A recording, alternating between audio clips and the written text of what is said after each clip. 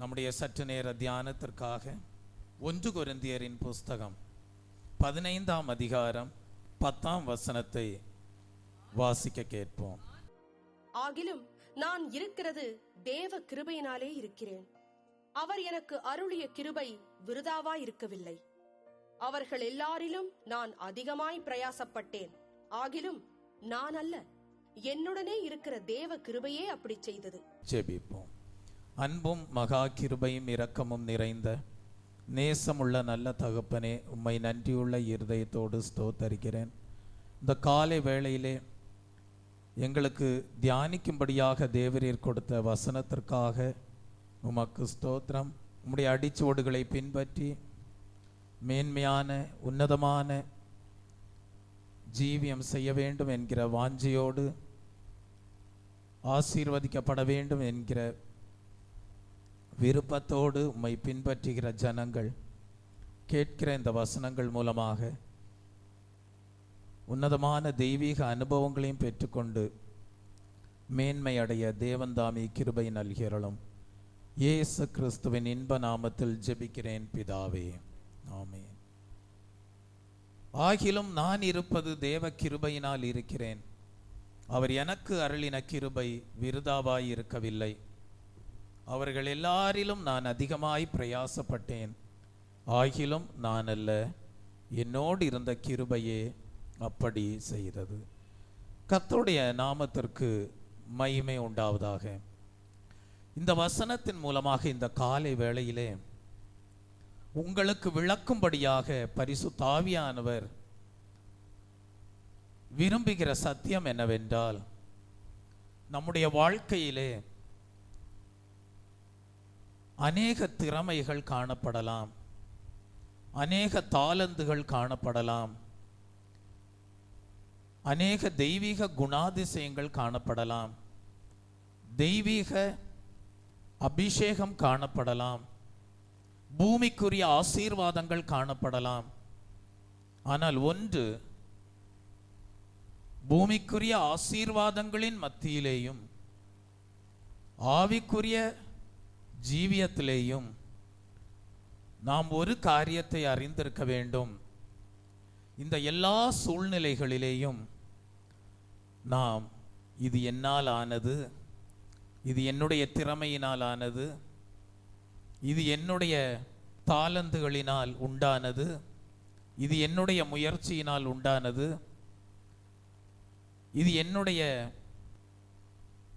அறிவினால் உண்டானது என்று நாம் நம்மை குறித்து மேன்மை பாராட்டாமல், நான் என்கிற வார்த்தையை நம்முடைய ஜீவியத்திலே முன்னிறுத்தாமல், நான் அல்ல என்று நாம் நம்மை மறைத்து நாம் நமக்கு முன்பாக எல்லா காரியங்களிலேயும் கர்த்தரை வெளிப்படுத்த வேண்டியவர்களாய் இருக்கிறோம். பரிசுத்த பவுலுடைய வாழ்க்கையிலே அநேக தெய்வீக ஆவிக்குரிய அனுபவங்கள் உண்டாயிருந்தது. ஆனால் அவைகளில் எல்லாம் பவுல் நான் அல்ல, நான் இருப்பது தேவ கிருபையினால் இருக்கிறேன், அவர் எனக்கு அருளின கிருபை விருதாவாய் இருக்கவில்லை என்று சொல்லி அந்த இடத்திலே நான் அல்ல என்று சொல்லி தன்னை மறைத்து, தன்னை தாழ்த்தி, தனக்கு தேவன் கொடுத்த கிருபையை மேன்மை பாராட்டி, தான் தேவன் கொடுத்த கிருபையை சார்ந்து ஜீவிப்பதாக கிருபையை முன்னிறுத்துவதை பார்க்கிறோம். பரிசுத்த பவுலுடைய வாழ்க்கையின் மூலமாக தேவன் இந்த காலை வேளையிலே நமக்கு கற்றுத் தருகிற ஒரு பாடம் என்னவென்றால், எல்லா சூழ்நிலைகளிலேயும் நாம் நம்மை தாழ்த்தி, நாம் நம்மை மறைத்து கொண்டு, நாம் தேவன் என்னுடைய வாழ்க்கையிலே இவைகளையெல்லாம் செய்தார், தேவன் என்னுடைய வாழ்க்கையிலே இவைகளையெல்லாம் நடப்பித்தார், தேவன் என்னுடைய வாழ்க்கையிலே இவ்விதமாய் என்னை ஆசீர்வதித்தார், தேவன் என்னை இவ்விதமாக கிருபை வரங்களோடு மேன்மைப்படுத்தினார் என்று சொல்லி நம்மை தாழ்த்துவோமேயானால் தாழ்மையுள்ளவருக்கு மிகுதியான கிருபைகளை தேவன் பொழிந்தருளி கொண்டே இருப்பார். ஆகவே நான் அல்ல என்று தன்னை தாழ்த்தி தேவனை முன்னிறுத்தின பவுலுடைய வாழ்க்கையிலே தான் ஆவிக்குரிய 9 வரங்களும் கிரியை செய்யக்கூடியதாக காணப்பட்டது. இன்னொரு இடத்திலே பவுல் சொல்லுகிறார், இனி நான் அல்ல கிறிஸ்துவே எனக்குள் பிழைத்திருக்கிறார் என்று சொல்வதை பார்க்கிறோம்.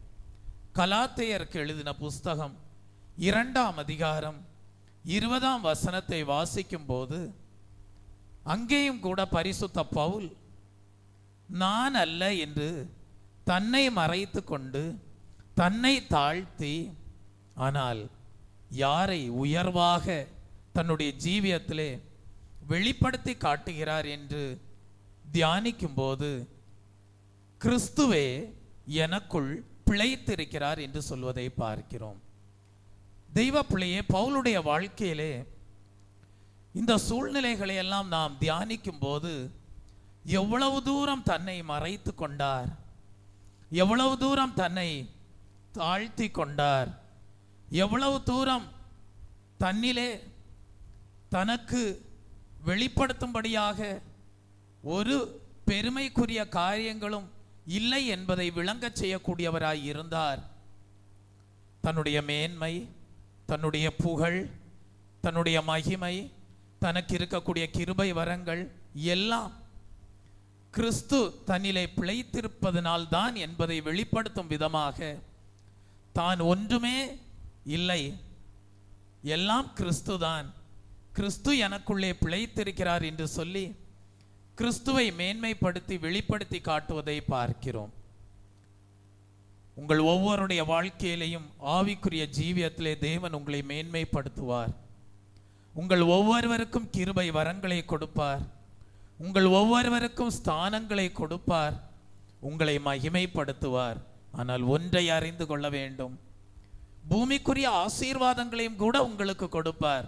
ஆனால் ஒன்றை அறிந்து கொள்ள வேண்டும், இந்த எல்லா சூழ்நிலைகளிலேயும் நான் அல்ல, நான் அல்ல என்று சொல்ல பழகி கொள்ள வேண்டும்.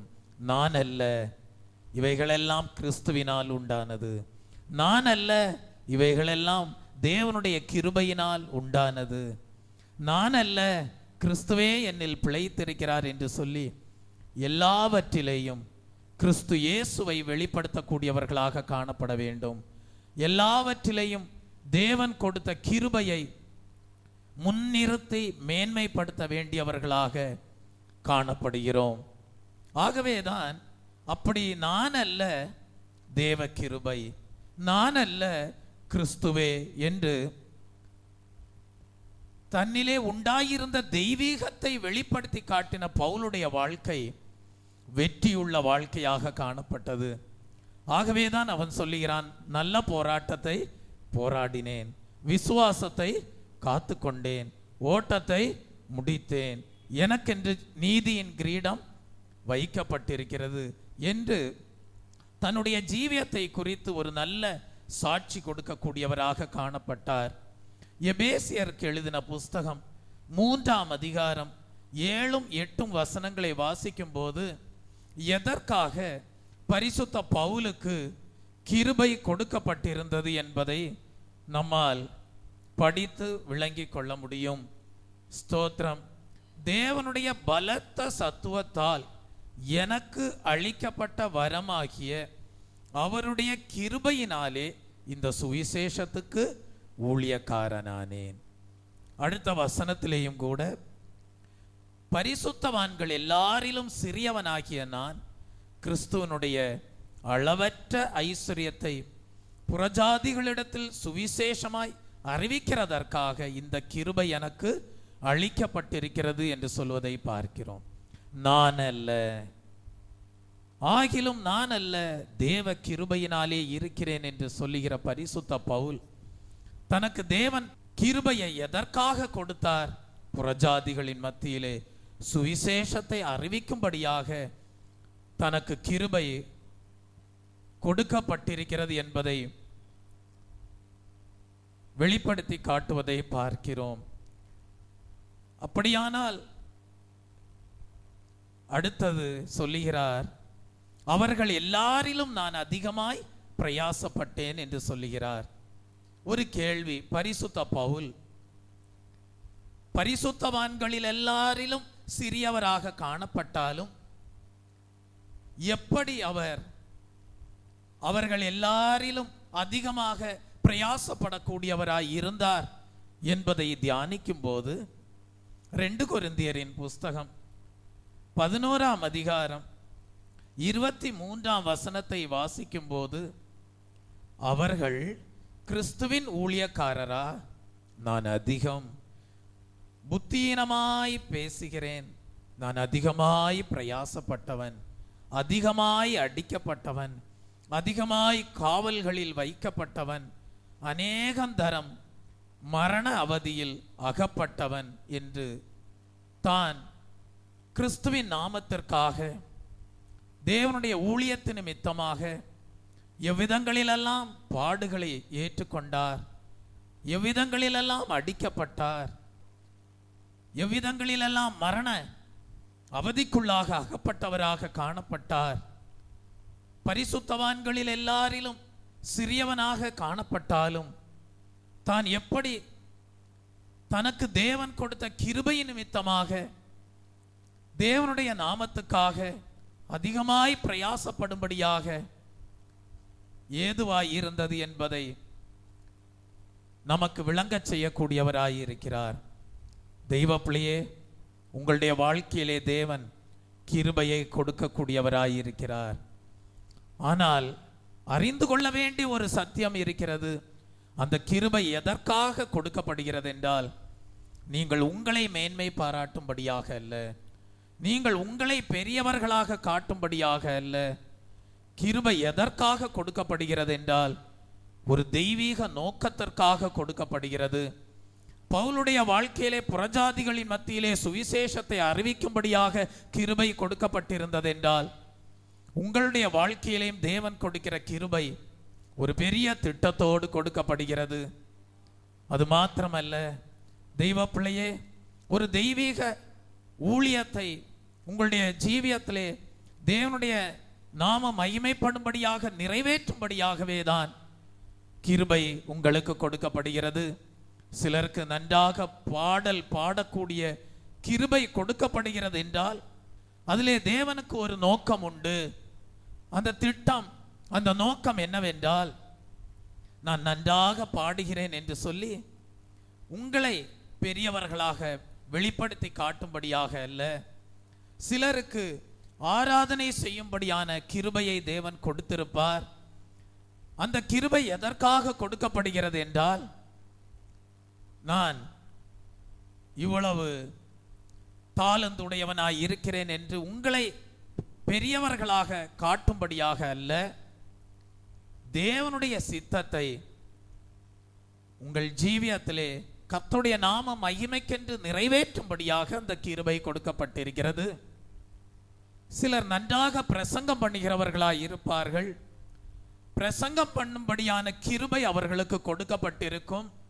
ஆனால் அந்த கிருபையை வைத்துக்கொண்டு பிரசங்கம் பண்ணுகிறவன் தன்னை பெரியவனாக காட்டும்படியாக அல்ல தேவன் அவனுக்கு கிருபையை கொடுத்தது.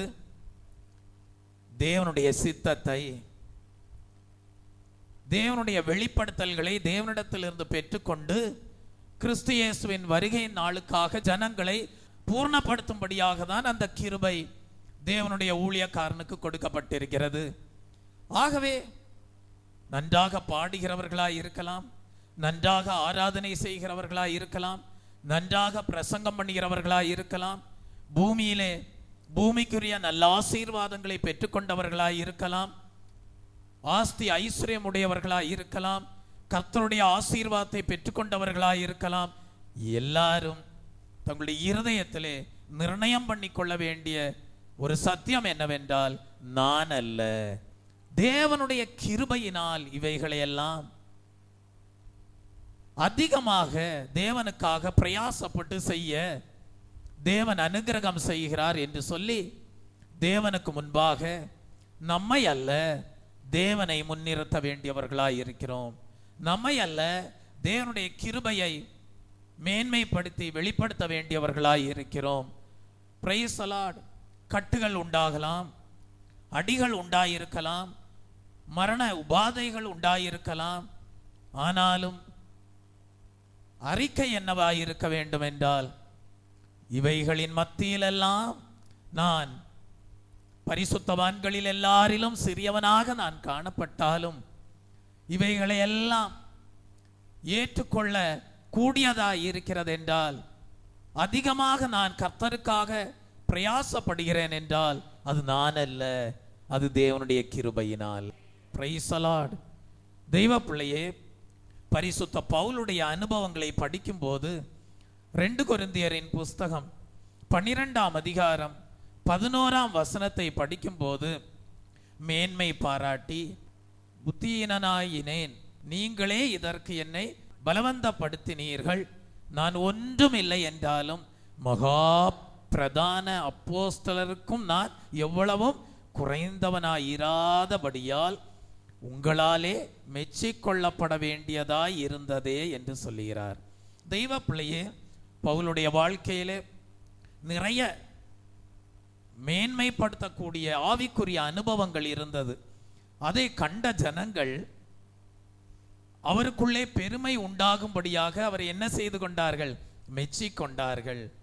ஆனாலும் அவர் தன்னிலே அந்த பெருமை அவருடைய வாழ்க்கையிலே விழுகையை உண்டாக்கிவிடக் கூடாது என்கிற தெய்வீக ஞானத்தை உடையவராக காணப்பட்டார்.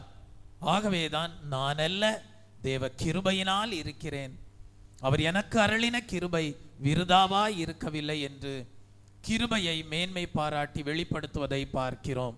அவருக்குள்ளாக இருந்த மேன்மை பாராட்டும் விதமாக காணப்பட்ட அனுபவங்கள் என்ன? 12ஆம் வசனத்திலே வாசிக்கிறோம், அப்போஸ்தலனுக்குரிய அடையாளங்கள் எல்லா விதமான பொறுமையோடும் அதிசயங்களோடும் அற்புதங்களோடும் வல்லமைகளோடும் உங்களுக்குள்ளே நடப்பிக்கப்பட்டதே என்று சொல்வதை பார்க்கிறோம். அப்படியானால் பவுல் மூலமாக அற்புதங்கள் நடந்திருக்கிறது, அதிசயங்கள் நடந்திருக்கிறது, தேவ வல்லமை வெளிப்படுத்தியிருக்கிறது. இவைகளையெல்லாம் கண்ட ஜனங்கள் அவனை மெச்சிக்கொள்ளும் விதமாக, அவனுக்குள்ளே பெருமை உண்டாகும் விதமாக பேசக்கூடியவர்களாகவே காணப்பட்டார்கள். ஆனாலும் பவுலுக்குள்ளாக ஒரு நல்ல வெளிப்படுத்தல் உண்டாயிருந்தது. பெருமை உள்ளோருக்கு கர்த்தர் எதிர்த்து நிற்கிறார், தாழ்மை உள்ளோருக்கு தேவன் கிருபை அளிக்கிறார். ஆகவே நான் அல்ல என்று சொல்வதை பார்க்கிறோம். தெய்வ பிள்ளையே, நாம் வேதத்தை தியானித்து படிக்கும்போது அப்போஸ்தலனாகிய பவுலுக்கு 9 வரங்களும் காணப்பட்டது. ஞானத்தை போதிக்கும் வசனம் அவனுடைய வாழ்க்கையிலே காணப்பட்டது. Word of wisdom. 1 கொரிந்தியர் 2ஆம் அதிகாரம் 6ஆம் 7ஆம் வசனங்களிலே நாம் அதை படிக்கிறோம். 2வது அறிவை உணர்த்தும் வசனம், வேர்ட் ஆஃப் நாலேஜ், அப்போஸ்தலனாகிய பவுலுடைய வாழ்க்கையிலே உண்டாயிருந்தது. அதை குறித்து 2 கொரிந்தியரின் புஸ்தகம் 2ஆம் அதிகாரம் 14ஆம் வசனத்திலே படிக்கிறோம். 3வது விசுவாசம் பரிசுத்த பவுலுடைய வாழ்க்கையிலே காணப்பட்டது. அதை குறித்து 1 கொரிந்தியரின் புஸ்தகம் 13ஆம் அதிகாரம் 2ஆம் வசனத்திலே வாசிக்கிறோம். 4வது குணமாக்கும் வரங்கள், கிஃப்ட்ஸ் ஆஃப் ஹீலிங், பரிசுத்த பவுலுடைய வாழ்க்கையிலே காணப்பட்டது. அதை குறித்து அப்போஸ்தலர் 14ஆம் அதிகாரம் 3ம் 10ம் வசனங்களிலே வாசிக்கிறோம். 5வது அற்புதங்களை செய்யும் சக்தி, ஒர்க்கிங் ஆஃப் மிராக்கிள்ஸ், அப்போஸ்தலனாகிய பவுலுடைய வாழ்க்கையிலே காணப்பட்டது. அப்போஸ்தலர் 19ஆம் அதிகாரம் 11ம் 12ம் வசனங்களிலே வாசிக்கிறோம். 6வதாக தீர்க்க தரிசனம் உரைத்தல், ப்ராஃபசி, அப்போஸ்தலனாகிய பவுலுடைய ஜீவியத்திலே காணப்பட்டது. 1 கொரிந்தியரின் புஸ்தகம் 13ஆம் அதிகாரம் 2ஆம் வசனத்திலே நாம் படிக்கிறோம். 7வதாக ஆவிகளை பகுத்தறிதல், டிசர்னிங் ஆஃப் ஸ்பிரிட்ஸ், அப்படிப்பட்ட வரம் பவுலுடைய வாழ்க்கையிலே காணப்பட்டது. அதை குறித்து அப்போஸ்தலர் 13ஆம் அதிகாரம் 9ம் 10 வசனங்களிலே நாம் வாசிக்கிறோம். 8ஆவதாக பற்பல பாஷைகளை பேசுதல், ஸ்பீக்கிங் இன் டங்ஸ். 1 கொரிந்தியர் 13ஆம் அதிகாரம் 1ஆம் வசனத்தின் மூலமாக அவருக்கு அப்படிப்பட்ட கிருபை உண்டாயிருந்தது. 9ஆவதாக பாஷைகளை வியாக்கியானம் பண்ணுதல், இன்டர்பிரேஷன் ஆஃப் டங்ஸ். 1 கொரிந்தியர் 4ஆம் அதிகாரம் 13 முதல் 16 வசனங்களை வாசிக்கும் போது பாஷைகளை வியாக்கியானம் பண்ணுகிற வரமும் பரிசுத்த பவுலுக்கு காணப்பட்டது. இப்படிப்பட்ட 9 ஆவிக்குரிய வரங்களை உடையவராயிருந்தும் கூட அவர் தன்னை குறித்து சொல்லும் போது சொல்லுகிறார், ஆகிலும் நான் அல்ல, தேவ கிருபையினால் இருக்கிறேன். அவர் எனக்கு அருளின கிருபை விருதாவாய் இருக்கவில்லை. அவர்கள் எல்லாரிலும், பரிசுத்தவான்கள் எல்லாரிலும் நான் சிறியவனாக காணப்பட்டாலும் நான் அதிகமாக பிரயாசப்பட்டேன். ஆகிலும் நான் அல்ல, என்னோடு இருந்த கிருபையே அப்படி செய்தது. தெய்வ ஜனமே, இந்த ஓய்வு நாளின் காலை வேளையிலே தேவ சமூகத்திலே கூடி வந்திருக்கிற தெய்வ பிள்ளையே, உனக்கு கிருபைகள் உண்டாயிருக்கலாம், உனக்கு வரங்கள் உண்டாயிருக்கலாம், உன் மூலமாக அற்புதங்கள் நடக்கலாம், உன் மூலமாக அதிசயங்கள் நடக்கலாம். ஆனாலும் நீங்கள் உங்களையே மறைத்து உங்களையே தாழ்த்தி நான் அல்ல, தேவ கிருபையே என்று தேவனை முன்னிறுத்தி மேன்மை பாராட்டும் போது தேவன் கிருபையின் மேல் கிருபையை கொடுத்து வெற்றியுள்ள வாழ்க்கையை முடிவு பரியந்தமும் கர்த்தரிலே நிலைத்து நிற்கக்கூடியவர்களாக பரிபூர்ண தேவ ரட்சிப்பையும் உங்கள் ஜீவியத்திலே நிறைவேற்றும்படியாக உங்கள் ஜீவியத்தை முழுமையாக கர்த்தருக்கு அர்ப்பணித்து வாழுகிற ஒரு வாழ்க்கையை வாழுகிறவர்களாக ஜீவிக்கிறவர்களாக காணப்படுவீர்கள். ஸ்தோத்திரம். தெய்வ பிள்ளையே, நான் என்று சொல்லி பெருமை பாராட்டி பலவிதமான நிர்பந்தமான சூழ்நிலைகளுக்குள்ளாக கடந்து சென்ற சிலரை குறித்து வேதத்திலே நம்மால் படிக்க முடியும். முதலாவதாக ஏசாயா தீர்க்கதரிசியின் புஸ்தகம் 14ஆம் அதிகாரம் 13ஆம் வசனத்தை வாசிக்கும் போது அங்கே அதிகாலையின் மகனாகிய விடிவெளியை பற்றி நாம் படிக்கிறோம். அந்த அதிகாலையின் மகனாகிய விடிவெள்ளி அவன் யார்? தெய்வ பிள்ளையே, ஒரு காலத்திலே உன்னதமான ஸ்தானத்திலே, உயர் ஸ்தலத்திலே, வான மண்டலங்களிலே தேவ தூதனாக மேன்மைப்படுத்தப்பட்டவனாக காணப்பட்டவன் தான். ஆனால் இவனுக்குள்ளாக என்ன உண்டானது என்றால், நான் என்று சொல்லக்கூடிய ஒரு எண்ணம், பெருமைக்குரிய காரியம் உண்டாயிருந்தபடியினால் அவனுடைய ஜீவியத்திலே உண்டாயிருந்த நிர்பந்தமான சூழ்நிலையை குறித்து படிக்கிறோம். அவன் என்ன சொல்கிறான்? நான் வானத்துக்கு ஏறுவேன், தேவனுடைய நட்சத்திரங்களுக்கு மேலாக என் சிங்காசனத்தை உயர்த்துவேன், வட புறங்களில் உள்ள ஆராதனை கூட்டத்தின் பர்வதத்திலே வீற்றிருப்பேன் என்றும், நான் மேகங்களுக்கு மேலாக உன்னதங்களில் ஏறுவேன், உன்னதமானவருக்கு ஒப்பாவேன். இது யார் சொன்னதென்றால் லூசிஃபர் சொன்ன வார்த்தைகளாக காணப்படுகிறது. ஆங்கிலத்திலே இந்த வசனத்தை நீங்கள் வாசிப்பீர்கள் என்றால் ஐ என்று அவன் 5 முறை உபயோகித்திருப்பதை நம்மால் படிக்க முடியும். தெய்வ பிள்ளையே, அவன் வெளிப்படையாக நான் என்று சொல்லவில்லை. அவன் இருதயத்திலே என்ன சொல்லிக் கொண்டான்? நான் என்று சொல்லிக் கொண்டான். சிலர் வெளியே சொல்லாவிட்டாலும் கூட இருதயத்திலே நான் என்று பெருமையோடு தங்களை மேன்மையானவர்களாக எண்ணிக்கொள்வது உண்டு. இந்த லூசிஃபருடைய ஜீவியத்திலே அவன் வெளிப்படையாக நான் என்று சொல்லாவிட்டாலும் தன்னுடைய இருதயத்திலே தன்னை குறித்த ஒரு கர்வம், பெருமை, மேட்டிமை, மேன்மை பாராட்டல் உண்டானது. அது ஒரு சந்தர்ப்பத்திலே அவனை எப்படிப்பட்ட சூழ்நிலைக்குள்ளாக கொண்டு சென்று விட்டது என்றால், தேவனுக்கும் மேலாக, தேவனுடைய நட்சத்திரங்களுக்கும் மேலாக அவனுடைய சிங்காசனத்தை உயர்த்தும் விதமாக அவன் எண்ணம் கொண்டான். வடபுறங்களில் உள்ள ஆராதனை கூட்டத்தின் பர்வதத்தில் வீற்றிருப்பேன், மேகங்களுக்கும் மேலாக உன்னதங்களில் ஏறுவேன், உன்னதமானவருக்கு ஒப்பாவேன் என்று சொல்லி, வானத்துக்கு ஏறுவேன் என்று சொல்லி அவன் தேவனுக்கும் மேலாக எண்ணின எண்ணங்கள், தேவனுக்கும் மேலாக எண்ணின பெருமைக்குரிய காரியங்கள் அவனுடைய ஜீவியத்திலே எதை சம்பவித்ததென்றால் விழுகையை சம்பவித்தது. தெய்வ பிள்ளையே, அவன் 5 முறை என்று சொன்னபடியினால் 5 முறை 5 விதமாக அவனுடைய ஜீவியத்திலே விழுகை சம்பவிக்கக்கூடியதாக காணப்படுகிறது. தெய்வ பிள்ளையே, இந்த லூசிஃபரை குறித்து படிக்கும்போது அவன் முதலாவது உன்னதங்களிலே காணப்பட்டான். ஆனால் அவனுடைய பெருமையினாலே அவன் என்ன செய்யப்பட்டான் என்றால், தேவனுடைய சந்நிதியிலே வாசம் பண்ணி கொண்டிருந்த அவன் இப்படிப்பட்ட பெருமைக்குரிய பாவங்களின் மூலமாக அவர்கள் விழத்தள்ளப்பட்ட தூதர்களாக காணப்பட்டார்கள். முதலாவது அவன் வானத்திலிருந்து தள்ளப்பட்டான். யோவானுக்கு எழுதின புஸ்தகம் 12ஆம் அதிகாரம் 31ஆம் வசனத்தை வாசிக்கும் போது, இரண்டாவதாக இந்த லூசிஃபருக்கு நியாய தீர்ப்பு எங்கே உண்டாயிருந்தது என்று நாம் படிக்கும்போது, இப்பொழுதே இந்த உலகத்தின் அதிபதி புறம்பாக தள்ளப்படுகிறான் என்று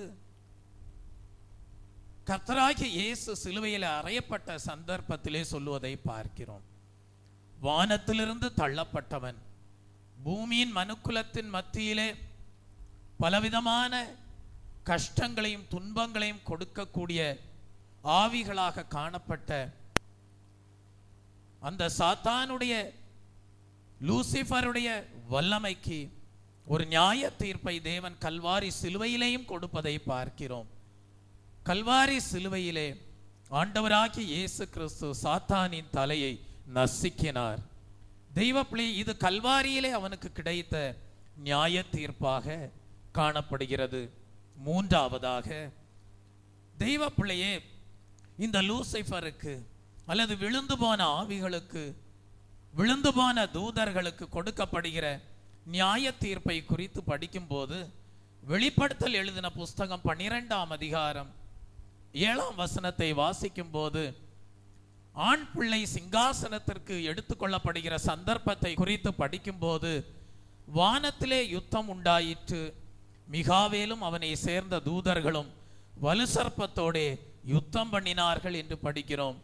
9ஆம் வசனத்திலே படிக்கிறோம், பிசாசு என்னும் சாத்தான் பழைய பாம்பாகிய வலுசர்ப்பம் பூமியிலே விழத்தள்ளப்பட்டது என்று படிக்கிறோம். அப்படியானால் தெய்வ பிள்ளையே, மூன்றாவதாக இந்த பிசாசுக்கு நியாய தீர்ப்பு எங்கே வருகிறது என்றால், தெய்வ பிள்ளையே, ஆண் பிள்ளை ஜெயங்கொண்ட பரிசுத்தவான்கள் கிறிஸ்துனுடைய வருகையின் நாளிலே எடுத்துக்கொள்ளப்படும் வேளையிலே இந்த பிசாசுக்கு மூன்றாவது நியாய தீர்ப்பாக அந்த சந்தர்ப்பத்திலே கொடுக்கப்படுகிறது. நான்காவதாக தெய்வ பிள்ளையே, வெளிப்படுத்தல் எழுதின புஸ்தகம் 20ஆம் அதிகாரம் 2ஆம் வசனத்தை வாசிக்கும் போது, இந்த பூமியிலே தானே ஆண்டவராகிய இயேசு கிறிஸ்து 1000 வருடம் அரசாட்சி செய்யும்படியாக வரும்போது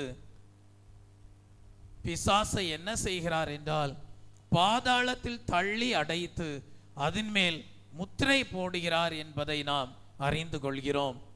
ஐந்தாவதாக தெய்வ பிள்ளையே, 1000 வருடம் அவன் பாதாளத்திலே தள்ளுண்டு காணப்பட்டாலும் பின்பு வெளிப்படுத்தல் எழுதின புஸ்தகம் 20ஆம் அதிகாரம் 10ஆம் வசனத்தை படிக்கும் போது, கடைசியாக வெள்ளை சிங்காசன நியாய தீர்ப்பின் நாளிலே தெய்வ பிள்ளையே, முடிவாக சாத்தான் என்ன செய்யப்படுகிறான் என்றால், அக்கினியும் கந்தகுமான கடலிலே தள்ளப்படுகிறான் என்று படிக்கிறோம்.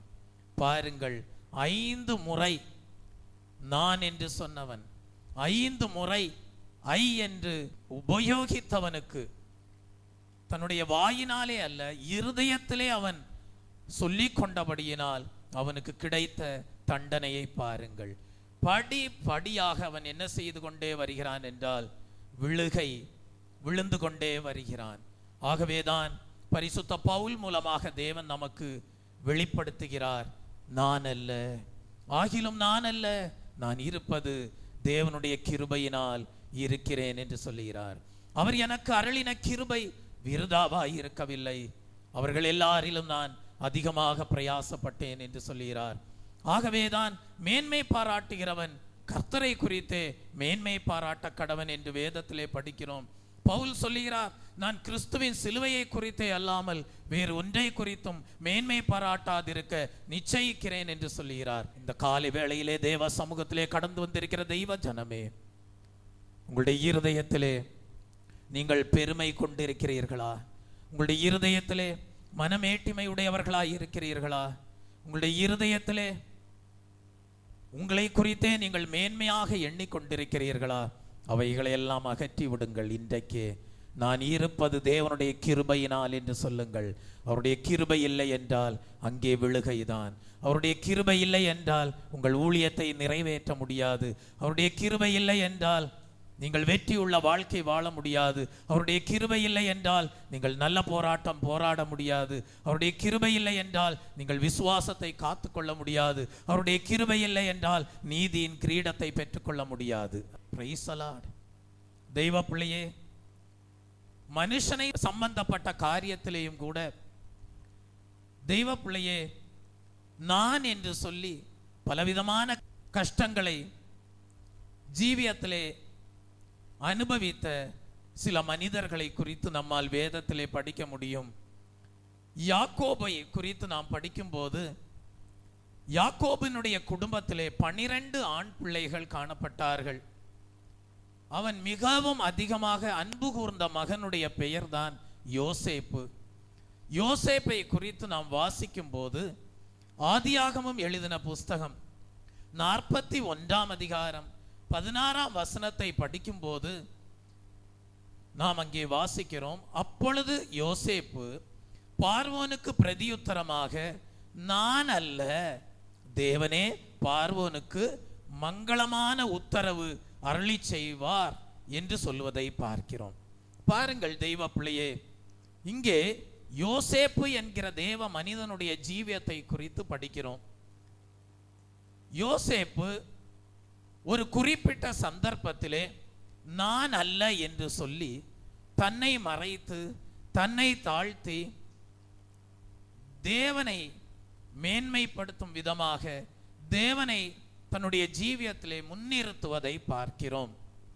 தெய்வ பிள்ளையே, இது எந்த சூழ்நிலையிலே என்று நாம் படிக்கும்போது, பார்வோன் ஒரு சொப்பனத்தை காண்கிறான். ஆனால் அந்த சொப்பனத்திற்கு அவனுக்கு அர்த்தம் தெரியாமல் அவன் திகைத்து போயிருக்கக்கூடிய சூழ்நிலையிலே தன்னுடைய சொப்பனத்தையும் அதனுடைய அர்த்தத்தையும் விளங்கச் செய்யக்கூடியவர்கள் ஒருவரையும் கண்டடையக்கூடாது இருந்த சூழ்நிலையிலே அவன் அறிந்து கொள்கிறான், சிறைச்சாலையிலே அடைபட்டிருக்கிற யோசேப்பு சொப்பனத்தையும் அதனுடைய அர்த்தத்தையும் சொல்லக்கூடிய ஒரு வெளிப்பாட்டு வரம் உடையவனாக காணப்படுகிறான் என்பதை பார்வோன் அறிந்து கொள்கிறான். உடனடியாக பார்வோன் என்ன செய்கிறான்? ஆட்களை அனுப்பி சிறைச்சாலையிலே இருந்த யோசேப்பை உடனடியாக பார்வோனுடைய அரண்மனைக்கு கொண்டு வரும்படியாக அழைப்பு கொடுப்பதை பார்க்கிறோம். அப்படியே பார்வோனுக்கு முன்பாக யோசேப்பு கொண்டு வரப்படுகிறான். கொண்டு வரப்பட்ட வேளையிலே யோசேப்புக்கு என்ன உண்டாயிருந்தது என்றால் வெளிப்படுத்தல்கள், தெய்வீக ஞானம் உண்டாயிருந்தது.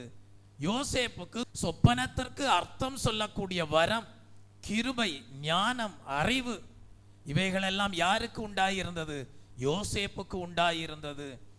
யோசேப்புக்கு தெய்வீக ஞானமும் வெளிப்படுத்தல்களும் உண்டாயிருந்தாலும் யோசேப்பு அந்த இடத்திலே சொல்லுகிறான், நான் அல்ல, தன்னை தாழ்த்துகிறான். பழைய ஏற்பாட்டின் காலத்திலே வாழ்ந்து வந்த யோசேப்புக்கு அப்படிப்பட்ட தாழ்மை உண்டாயிருந்திருக்குமே. ஆனால் புதிய ஏற்பாட்டு காலத்திலே வாழ்ந்து வருகிற தேவ ஜனமாகிய உங்களுக்கு எவ்வளவு தாழ்மை தேவ சமூகத்திலே காணப்பட வேண்டியது அவசியம் என்பதை இந்த காலை வேளையிலே தேவன் உங்களுக்கு விளங்கச் செய்கிறார். தெய்வ பிள்ளையே, அந்த இடத்துல யோசேப்பு சொல்கிறான், தேவனே பார்வோனுக்கு மங்களமான உத்தரவு அருளி செய்வார் என்று. இந்த இடத்துல யோசேப்பு விளங்கச் செய்கிற ஒரு சத்தியம் உண்டு பார்வோனுக்கு. நான் அல்ல, என்னிலே ஒன்றும் மேன்மைப்படுத்தும்படியாக இல்லை. தேவன் என்னோடு இல்லை என்றால் நான் ஒன்றுமே இல்லை. ஆகவேதான் நான் ஒரு புழு என்று சொல்லி சங்கீதக்காரன் எடுத்துரைப்பதை பார்க்கிறோம். ஆம் தெய்வ பிள்ளையே, உங்களிலே மேன்மை பாராட்டுவதற்கு ஒன்றுமே கிடையாது. தேவன் உங்களிலே இல்லை என்றால் நீங்கள் ஒன்றும் இல்லை. யோசேப்பு அதை தான் விளங்கச் செய்கிறான். நான் அல்ல, தேவன் பார்வோனுக்கு மங்களமான உத்தரவு அருளி செய்வார் என்று சொல்வதை பார்க்கிறோம். அப்படியே தெய்வ பிள்ளையே, யோசேப்பு பார்வோனுக்கு சொப்பனத்தையும் அர்த்தத்தையும் எடுத்து சொல்லி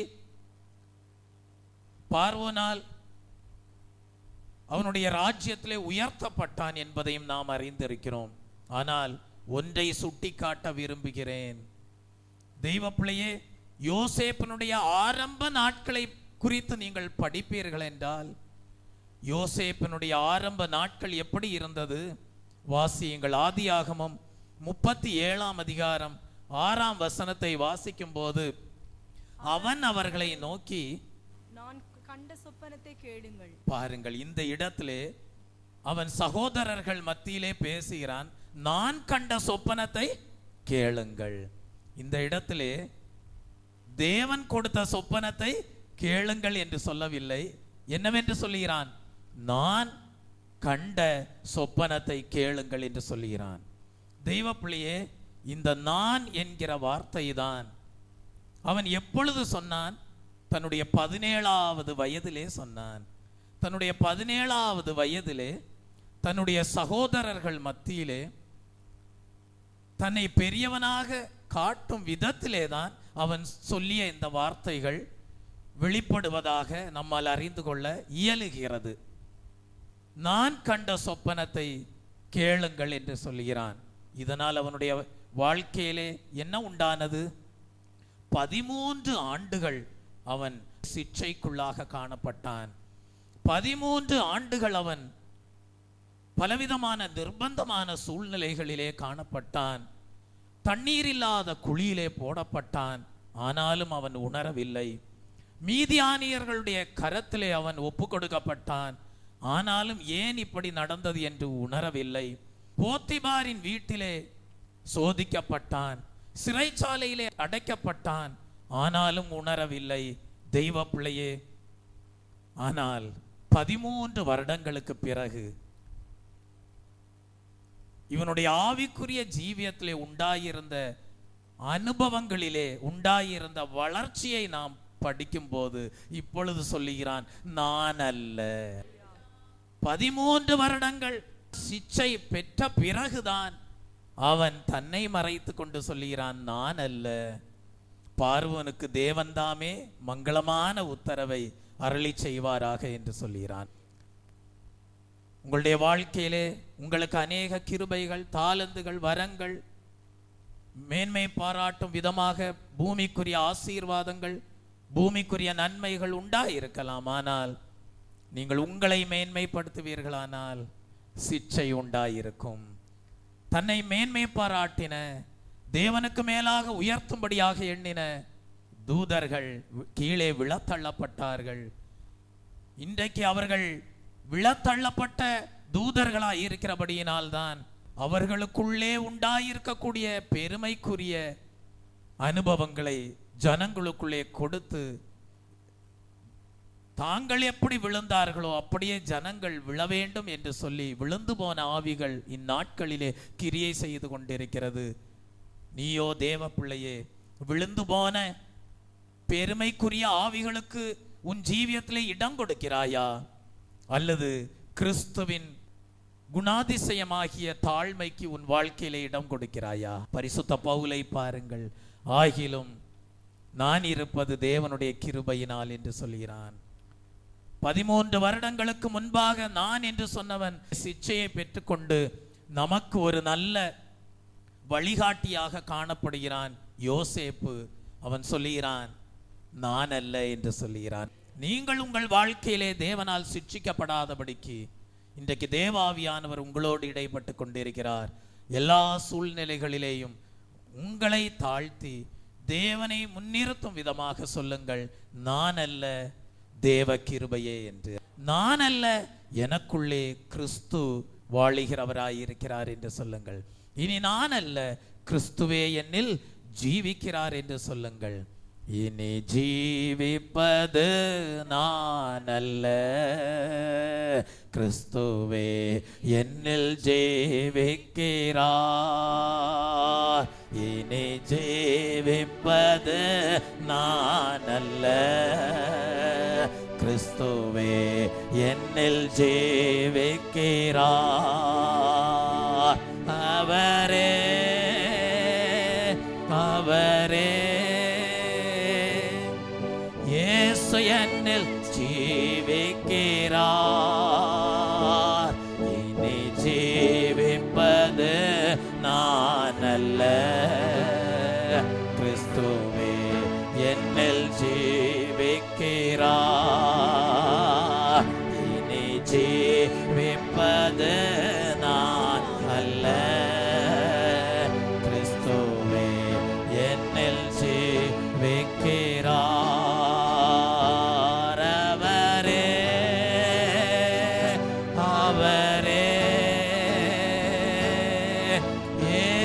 என்னில் ஜீவிக்கிறார். இனி ஜீவிப்பது நான் அல்ல, கிறிஸ்துவே என்னில் ஜீவிக்கிறார். தேவனால் வல்லமையாக எடுத்து பயன்படுத்தப்பட்ட எலியா தீர்க்கதரிசியை குறித்து நாம் வேதத்திலே படிக்கிறோம். தேவ பிள்ளையே, எலியா தீர்க்கதரிசி நல்லவன் தான். தேவன் எலியா தீர்க்கதரிசியை குறித்து சாட்சி கொடுத்திருக்கிறார். ஆனால் அவனுக்குள்ளும் நான் என்கிற சுபாவம் கிரியை செய்யக்கூடியதாய் இருந்தது என்பதை வேதத்தின் மூலமாக அறிந்து கொள்கிறோம். 1 ராஜாக்களின் புஸ்தகம் 19ஆம் அதிகாரம் 10ஆம் வசனத்தை படிக்கும்போது, அதற்கு அவன், சேனைகளின் தேவனாகிய கர்த்தருக்காக வெகு பக்தி வைராக்கியமாயிருந்தேன். இஸ்ரவேல் புத்திரர் உமது உடன்படிக்கையை தள்ளிவிட்டார்கள். உம்முடைய பலிபீடங்களை இடித்து உம்முடைய தீர்க்கதரிசிகளை பட்டயத்தினால் கொன்று போட்டார்கள். நான் ஒருவன் மாத்திரம் மீதியாயிருக்கிறேன். என் பிராணனையும் வாங்க தேடுகிறார்கள் என்று சொல்வதை பார்க்கிறோம்.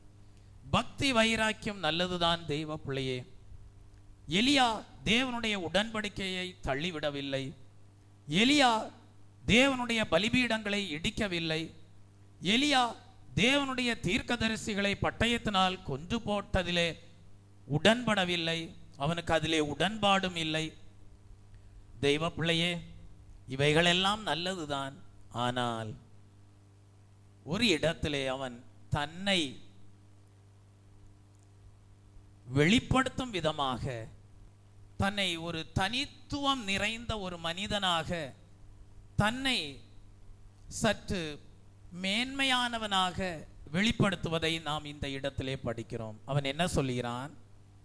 நான் ஒருவன் மாத்திரம் மீதியாயிருக்கிறேன் என்று சொன்னான். தெய்வ பிள்ளையே, உங்களுடைய வாழ்க்கையிலே தேவன் உங்களுக்கு தெய்வீக வல்லமையை கொடுத்திருக்கலாம். உங்களுக்கு விரோதமாக போராடுகிற சத்துனுடைய வல்லமைகளை மேற்கொள்ளக்கூடியதான விசுவாசத்தை கொடுத்திருக்கலாம். உங்களுக்கு விரோதமாக போராடுகிற சாத்தானின் வல்லமைகளை மேற்கொள்ளக்கூடிய சத்துவத்தை தேவன் உங்களுக்கு கொடுத்திருக்கலாம். பலப்படுத்துகிற கிறிஸ்துவாலே நீங்கள் எல்லாவற்றையும் மேற்கொள்ளக்கூடிய பலசாலிகளாக காணப்படலாம். ஆனால் நீங்கள் வெற்றி பெறும்போது, உங்களுக்கு இன்னும் அதிகமான பெரிய பெரிய சோதனைகள் வரும்போது, நீங்கள் பயப்படாமல் இருக்க வேண்டுமானால், நான் பயப்படும் நாளினிலே கர்த்தரை நம்பிடுவே நான் பயப்படும் நாளினிலே.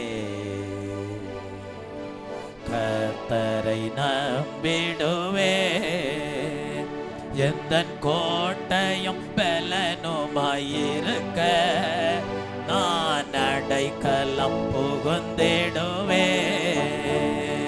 எந்தன் கோட்டையும் பலனுமாயிருக்க நான் அடைக்கலம் புகுந்திடுவே. நான் பயப்படும் நாளினிலே கர்த்தரை நம்பிடுவே நான் பயப்படும் நாளினிலே. கர்த்தரை நம்பிடுவே. பலிபீடங்களை இடிக்கவில்லை, தீர்க்கதரிசிகளை கொன்றதிலே உடன்படவில்லை. தேவனுக்காக வெகு பக்தி வைராக்கியத்தோடு தேவனுக்காக அற்புதங்களையும் அடையாளங்களையும் செய்கிறான். சத்துனுடைய கோட்டைகளை தகர்க்கிறான், சாத்தானுடைய ஆவிகளை மேற்கொள்ளுகிறான். ஆனால் இப்பொழுது இவனுக்குள்ளாக ஒரு பயம் வருகிறது. ஏன்? ஒரு பெண் ஏசபேல் இவனுக்கு விரோதமாக சவால் விடுகிறாள். நாளை இந்நேரம் நான் உன்னை கொன்று போடுவேன் என்று சொல்லும் விதமாக இவனுக்கு ஒரு சவால் வருகிறது. அப்படிப்பட்ட பயப்படக்கூடிய சூழ்நிலையிலே இவன் என்ன செய்திருக்க வேண்டும்? நான் அல்ல, தேவன் எனக்கு அருளின கிருபையினாலே நான் இருக்கிறேன். அவர் கொடுத்த கிருபையினாலே நான் அதிகமாக பிரயாசப்பட்டேன். நான் அல்ல, தேவன் என்னோடு கூட இருக்கிறார் என்று சொல்லி கர்த்தர் மேல் நம்பிக்கையை வைத்திருந்திருப்பானே. ஆனால் அவன் ஏசபேலுக்கு பயந்து வனாந்திரத்திலே போய் சூரை செடியின் கீழே படுத்திருக்க வேண்டியது அவசியம் இருந்திருக்காது. போதும் கர்த்தாவே நான் சாகிறேன் என்று சொல்லி அவிசுவாசத்தோடு பேசி இருக்க வேண்டிய சூழ்நிலை வந்திருக்காது. ஆனால் இவனுக்கு நான் மாத்திரம் மீதியாய் இருக்கிறேன் என்று சொல்லி கர்த்தரை மறந்து விட்டான். கர்த்தர் கொடுத்த விசுவாசத்தை மறந்து விட்டான். கர்த்தர் தன்னோடு இருக்கிறார் என்பதை மறந்து விட்டான். நான் என்று எண்ணின போது அவனுக்கு பயம் உண்டாகிவிட்டது. இன்றைக்கும் தெய்வ பிள்ளையே, நான் என்று நீ எண்ணுவாயானால் உன்னில் ஒன்றும் இல்லை. ஆனால் தேவன் என்னோடு இருக்கிறார், தேவனுடைய கிருபை என்னோடு இருக்கிறது, தேவனுடைய விசுவாசம் என்னோடு இருக்கிறது. இதனால் நான் ஒரு மதிலை தாண்டுவேன், ஒரு சேனைக்குள்ளே பாய்ந்து செல்வேன். ஜெய கிறிஸ்து எனக்கு முன்பாக செல்கிறார், ஜெயமாக என்னை நடத்திடுவார். நான் விசுவாசிப்பவர் இன்னார் என்று அறிவேன். என்னிலே விசுவாசத்தை துவக்கினவரும் முடிக்கிறவருமாகிய இயேசுவையே நோக்கி லக்கை நோக்கி தொடர்கிறேன் என்கிற நம்பிக்கையோடு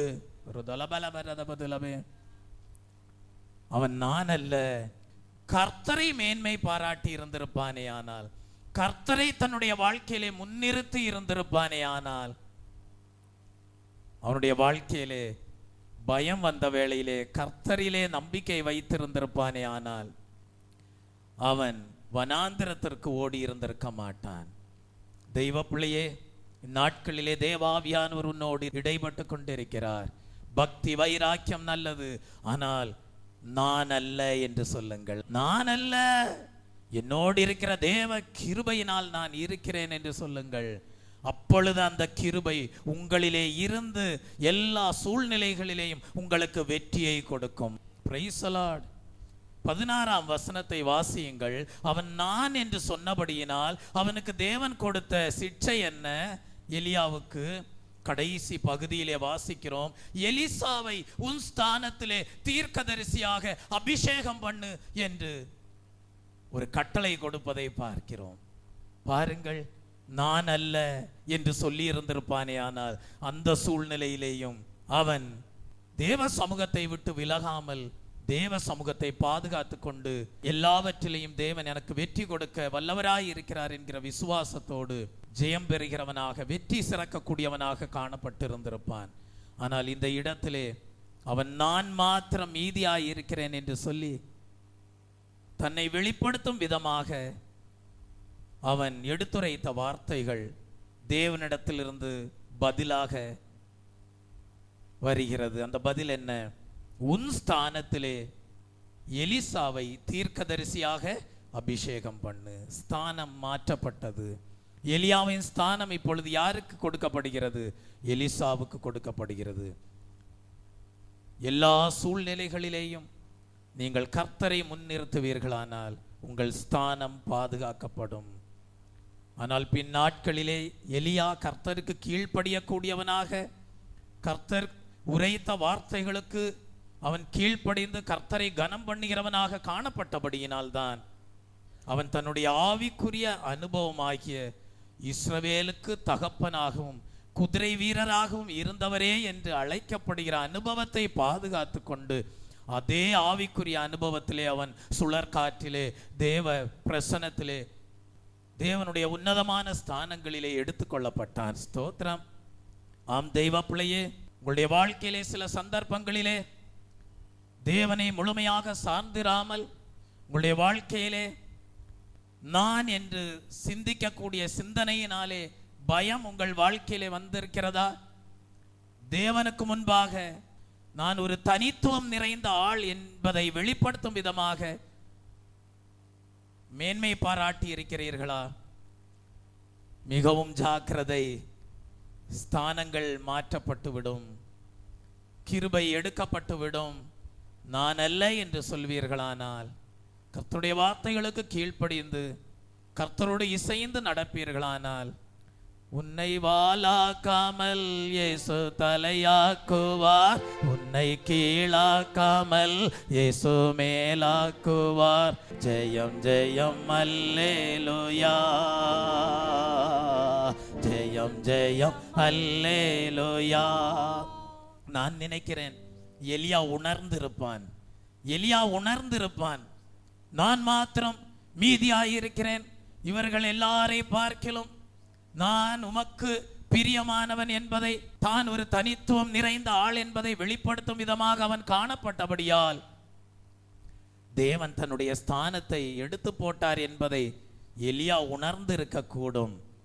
ஆகவேதான் அதற்கு பின்பு கர்த்தர் சொன்ன வார்த்தைகளுக்கெல்லாம் மிகவும் ஜாக்கிரதையோடு கீழ்ப்படிந்து செயல்படுகிறவனாய் இருந்தான். கர்த்தர் அவனை கைவிடவில்லை. நீ கர்த்தருக்கு கீழ்ப்படிந்து கர்த்தருடைய வார்த்தைகளின்படி நடக்கும் போது ஒருபோதும் நீ அவரால் மறக்கப்படுவதில்லை. காரணம், அபிஷேகித்தவர் தேவன், கிருபையை கொடுத்தவர் தேவன், விசுவாசத்தினாலே கிருபையினாலே உன்னை மீட்டு ரட்சித்தவர் சர்வ வல்லமையுள்ள தேவனாய் இருக்கிறார். அவர் உன்னை விட்டு விலகுவதும் இல்லை, உன்னை கைவிடுவதும் இல்லை. லூசிபர் உன்னதமான வான மண்டலங்களிலிருந்து தள்ளப்பட்டு கீழே தள்ளப்பட்டு முடிவிலே பாதாளத்திலே அடைக்கப்பட போகிறான் என்றால், ஆனால் தேவ ஜனங்களோ சுழற்காற்றிலே எடுத்துக் கொள்ளப்பட வேண்டும். உன்னை வாலாக்காமல் இயேசு தலையாக்குவார், உன்னை கீழாக்காமல் இயேசு மேலாக்குவார். உன்னை வாலாக்காமல் இயேசு தலையாக்குவார், உன்னை கீழாக்காமல் இயேசு மேலாக்குவார். ஜெயம் ஜெயம் அல்லேலூயா,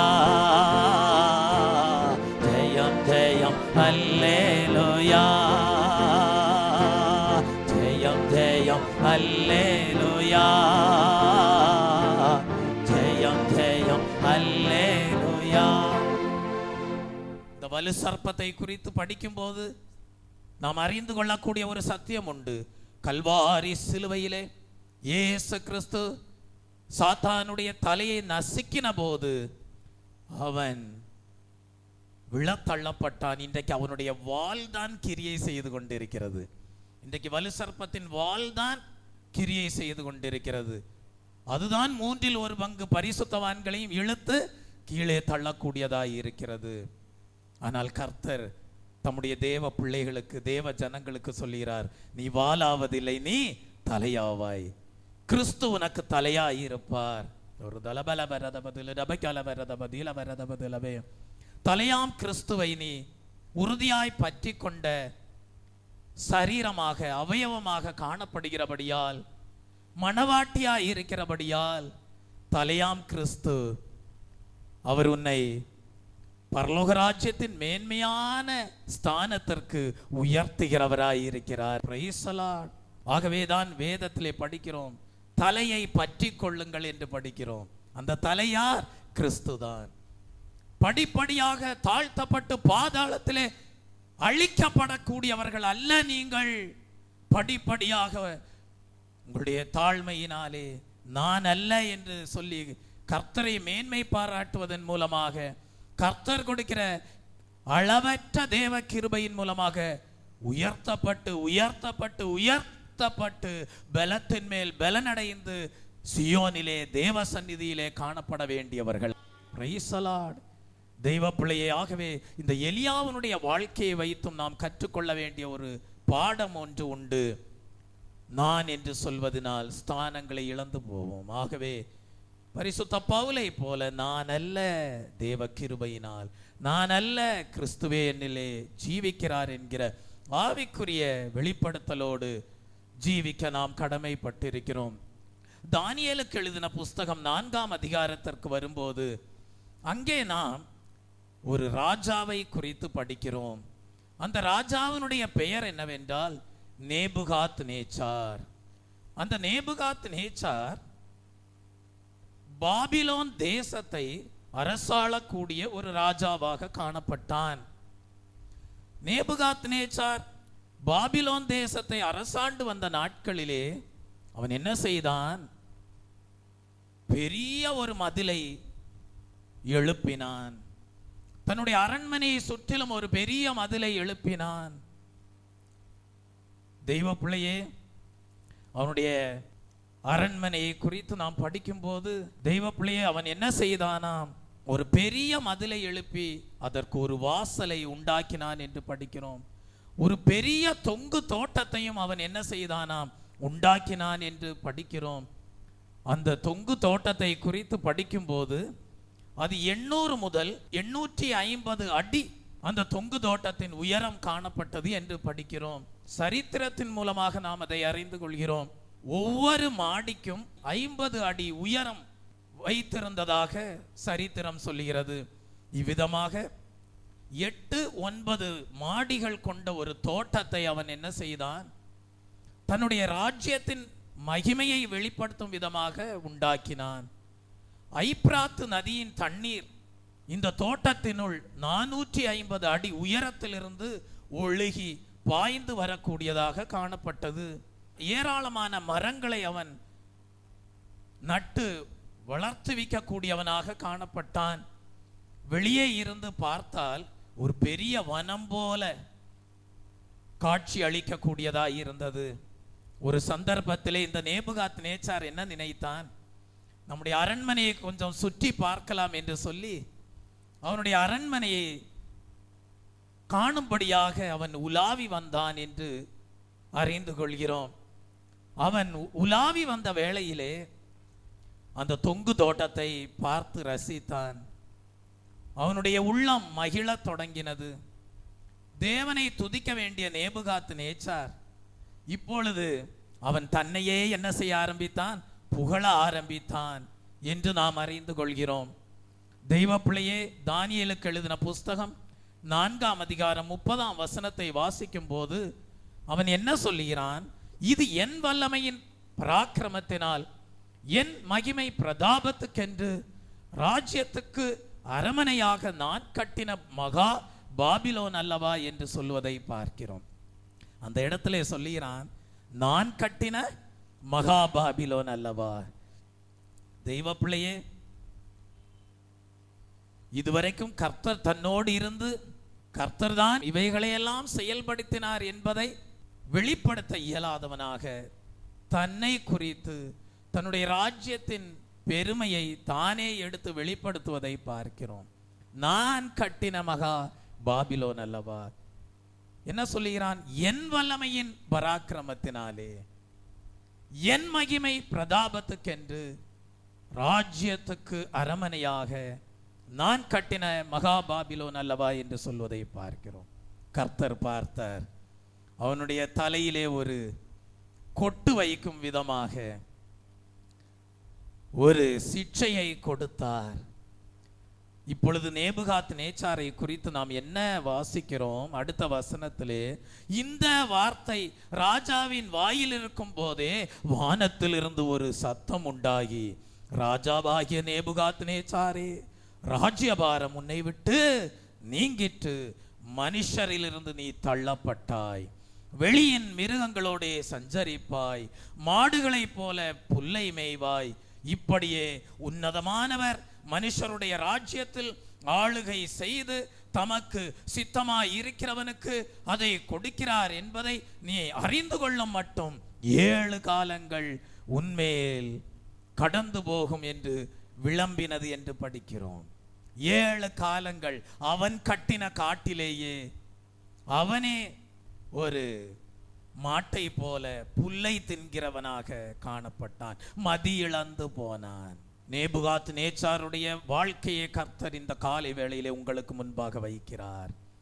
நீங்கள் உங்களுக்கு வீடுகளை கட்டலாம், நீங்கள் உங்களுக்கு அரண்மனைகளை கட்டலாம், தேவனுக்கென்று ஆலயங்களை கட்டலாம், நீங்கள் பெரிய மதிலை கட்டலாம், தொங்கு தோட்டங்களை உருவாக்கலாம். ஆனால் மறந்து போகாதே, எல்லாவற்றிற்கும் மேலாக ஒருவர் தேவன் தம்முடைய செய்கையை நடப்பிக்கிறவராய் இருக்கிறார். மனுஷர் தாங்கள் ஆளுகை செய்யும் போது அந்த ராஜ்யபாரங்களிலே கர்த்தருடைய வல்லமை கிரியை செய்யக்கூடியதாய் இருக்கிறது என்பதை மறந்து போகாதே. ஒரு தலபலபரதபதிலபே என் வல்லமையின் பராக்கிரமத்தினாலே என்று சொன்னவன், என் ராஜ்யத்தின் பிரதாபத்துக்கென்று முழங்கினவன் மாட்டை போல புல்லை தின்னக்கூடியவனாக மாறிவிட்டான். உணர்வு வந்தபோது என்ன சொல்கிறான்? தேவன் கொடுத்த சிட்சையின் காலம் எவ்வளவு? 7 காலங்கள். அந்த சிட்சையின் காலங்கள் முடிந்த போது அவனுக்கு உணர்வு வந்தது, அறிவு வந்தது என்று நாம் படிக்கிறோம். அந்த அறிவு வந்த போதுதான் அவன் சொல்லுகிறான். என்ன சொல்லுகிறான் என்றால், தெய்வ பிள்ளையே வாசியுங்கள் அடுத்த வசனத்தை. தானியேலுக்கு எழுதின புஸ்தகம், ஸ்தோத்திரம், 4ஆம் அதிகாரம் 34ஆம் வசனம். அந்த நாட்கள் சென்ற பின்பு நேபுகாத் நேச்சாராகிய நான் என் கண்களை வானத்துக்கு ஏறெடுத்தேன். இவ்வளவு நாளும் தன்னுடைய அரண்மனையின் மகிமையை காணும்படியாக கண்களை ஏறெடுத்தவன், தான் கட்டின விசேஷித்த மதில், சுவர், வாசல்கள், ஐப்ராத்து நதி, தொங்கு தோட்டம் இவைகளின் மகிமையை காணும்படியாக உலாவினவன், தன்னுடைய கண்களை ஏறெடுத்தவன் இப்பொழுது தன்னுடைய கண்களை யாரை நோக்கி ஏறெடுக்கிறான்? வானத்தை நோக்கி ஏறெடுக்கிறான். என்ன சொல்லுகிறான்? என் புத்தி எனக்கு திரும்பி வந்தது. இப்பொழுது என்ன செய்கிறான்? அப்பொழுது நான் உன்னதமானவரை ஸ்தோத்தரித்து என்றென்றைக்கும் ஜீவித்திருக்கிறவரை புகழ்ந்து மகிமைப்படுத்தினேன். அவருடைய கர்த்தத்துவமே நித்திய கர்த்தத்துவம், அவருடைய ராஜ்யமே தலைமுறை தலைமுறையாக நிற்கும். பூமியின் குடிகள் எல்லாம் ஒன்றுமில்லை என்று எண்ணப்படுகிறார்கள். அவர் தமது சித்தத்தின்படியே வானத்தின் சேனையையும் பூமியின் குடிகளையும் நடத்துகிறார். அவருடைய கையை தடுத்து அவரை நோக்கி என்ன செய்கிறீர் என்று சொல்லத்தக்கவன் ஒருவனும் இல்லை என்றேன். அவ்வேளையில் என் புத்தி எனக்கு திரும்பி வந்தது. என் ராஜ்யபாரத்தின் மேன்மைக்காக என் மகிமையையும் என் முகக்கலையையும் எனக்கு திரும்பி வந்தது என்று சொல்வதை பார்க்கிறோம். என் மந்திரிமாரும் என் பிரபுக்களும் என்னை தேடி வந்தார்கள்.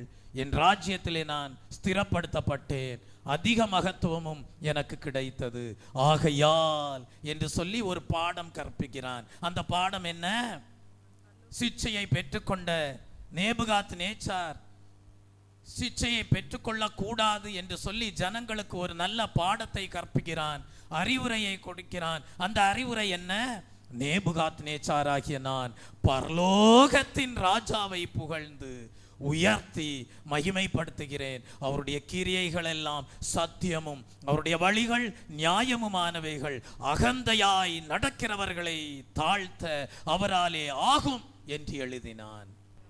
அகந்தை வேண்டாம், அகங்காரம் வேண்டாம், என்னால் எல்லாம் செய்ய முடியும் என்கிற எண்ணம் வேண்டாம், நான் என்கிற பெருமை வேண்டாம், நான் என்று தனித்துவமாக உயர்த்தக்கூடிய எண்ணங்கள் வேண்டாம்.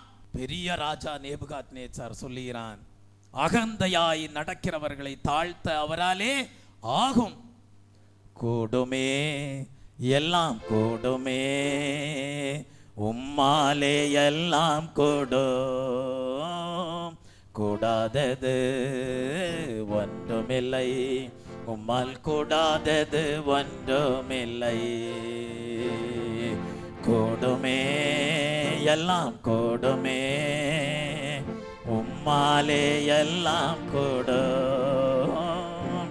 கூடாதது ஒன்றுமில்லை, உம்மால் கூடாதது ஒன்றுமில்லை. உயர்த்தவும் தேவனால் கூடும், தாழ்த்தவும் தேவனால் கூடும். அறிவையும் ஞானத்தையும் கொடுக்கவும் தேவனால் கூடும், அறிவையும் ஞானத்தையும் எடுத்து போடவும் தேவனால் கூடும். மகத்துவமான ராஜாவாக சிங்காசனத்திலே வீற்றிருக்க பண்ணவும் தேவனால் கூடும். மாட்டை போல புல்லை தின்ன வைக்கவும் தேவனால் கூடும். உயர்த்தவும் அவரால் கூடும், தாழ்த்தவும் அவரால் கூடும். அவர் சர்வ வல்லமையுள்ள தேவனாய் இருக்கிறார். தெய்வ பிள்ளையே, இந்த காலை வேளையிலே நான் அல்ல, எனக்குள்ளாக இருந்த தேவ கிருபையே அப்படி செய்தது என்று சொல்லுங்கள். இவைகளெல்லாம் உருவாகி இருக்கிறது என்றால் நான் அல்ல,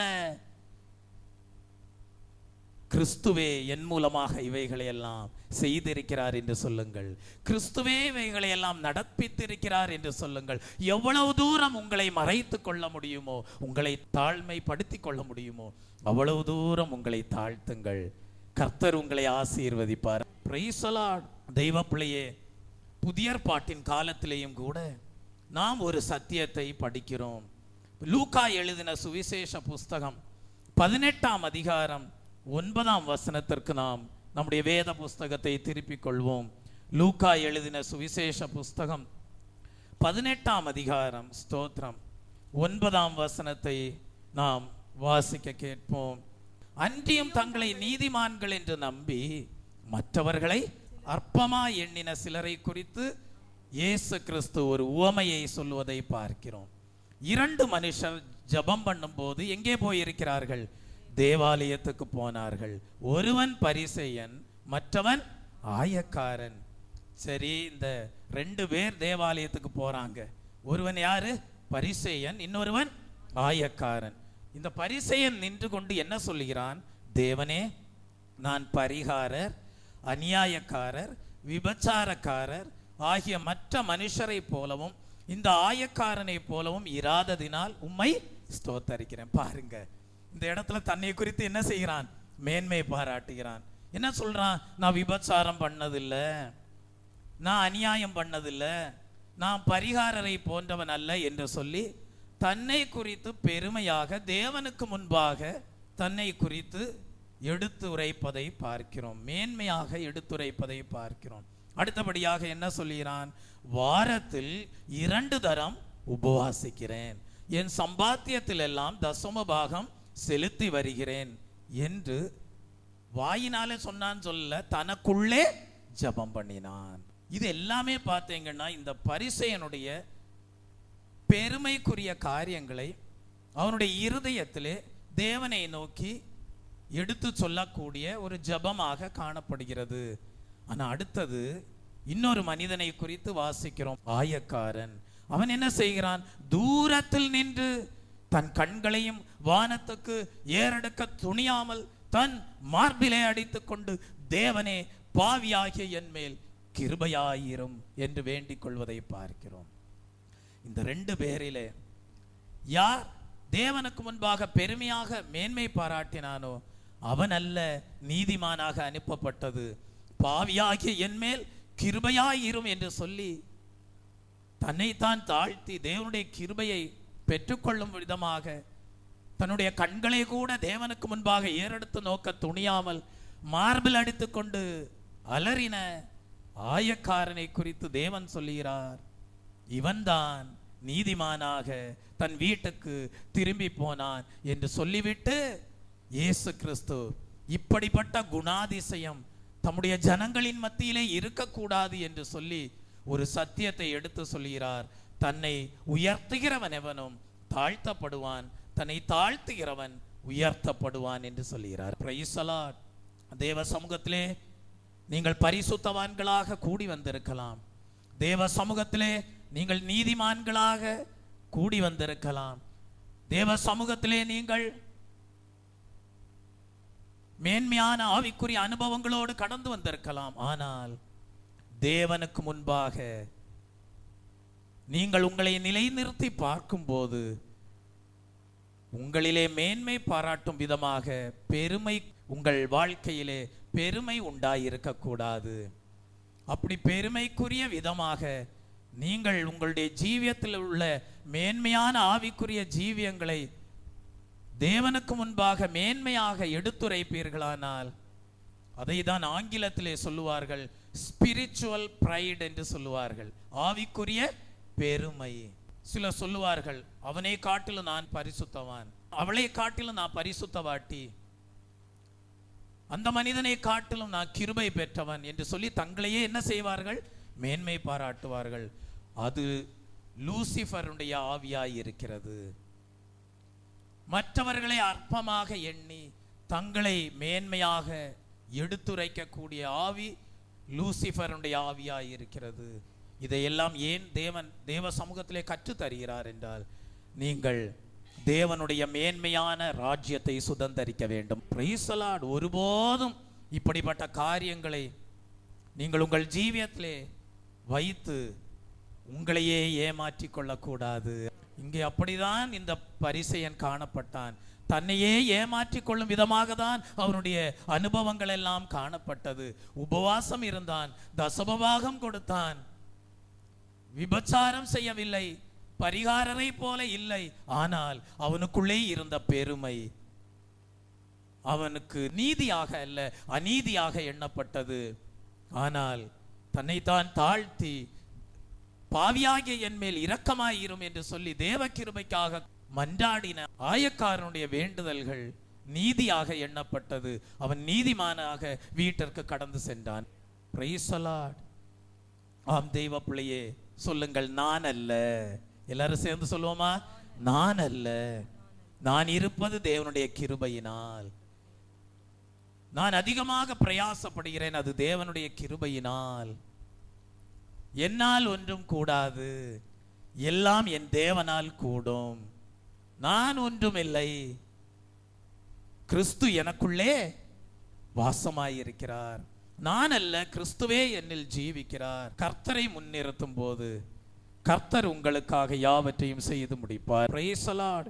தெய்வ பிள்ளையே, 1 கொரிந்தியரின் புஸ்தகம் 15ஆம் அதிகாரம் 9ஆம் வசனத்தை வாசிக்கும் போது இந்த பரிசுத்த பவுலுக்கு இந்த வெளிப்படுத்தல்கள் உண்டாயிருந்தபடியினால் தான் அவன் சொல்லுகிறான், நான் அப்போஸ்தலர் எல்லாரிலும் சிறியவனாயிருக்கிறேன்.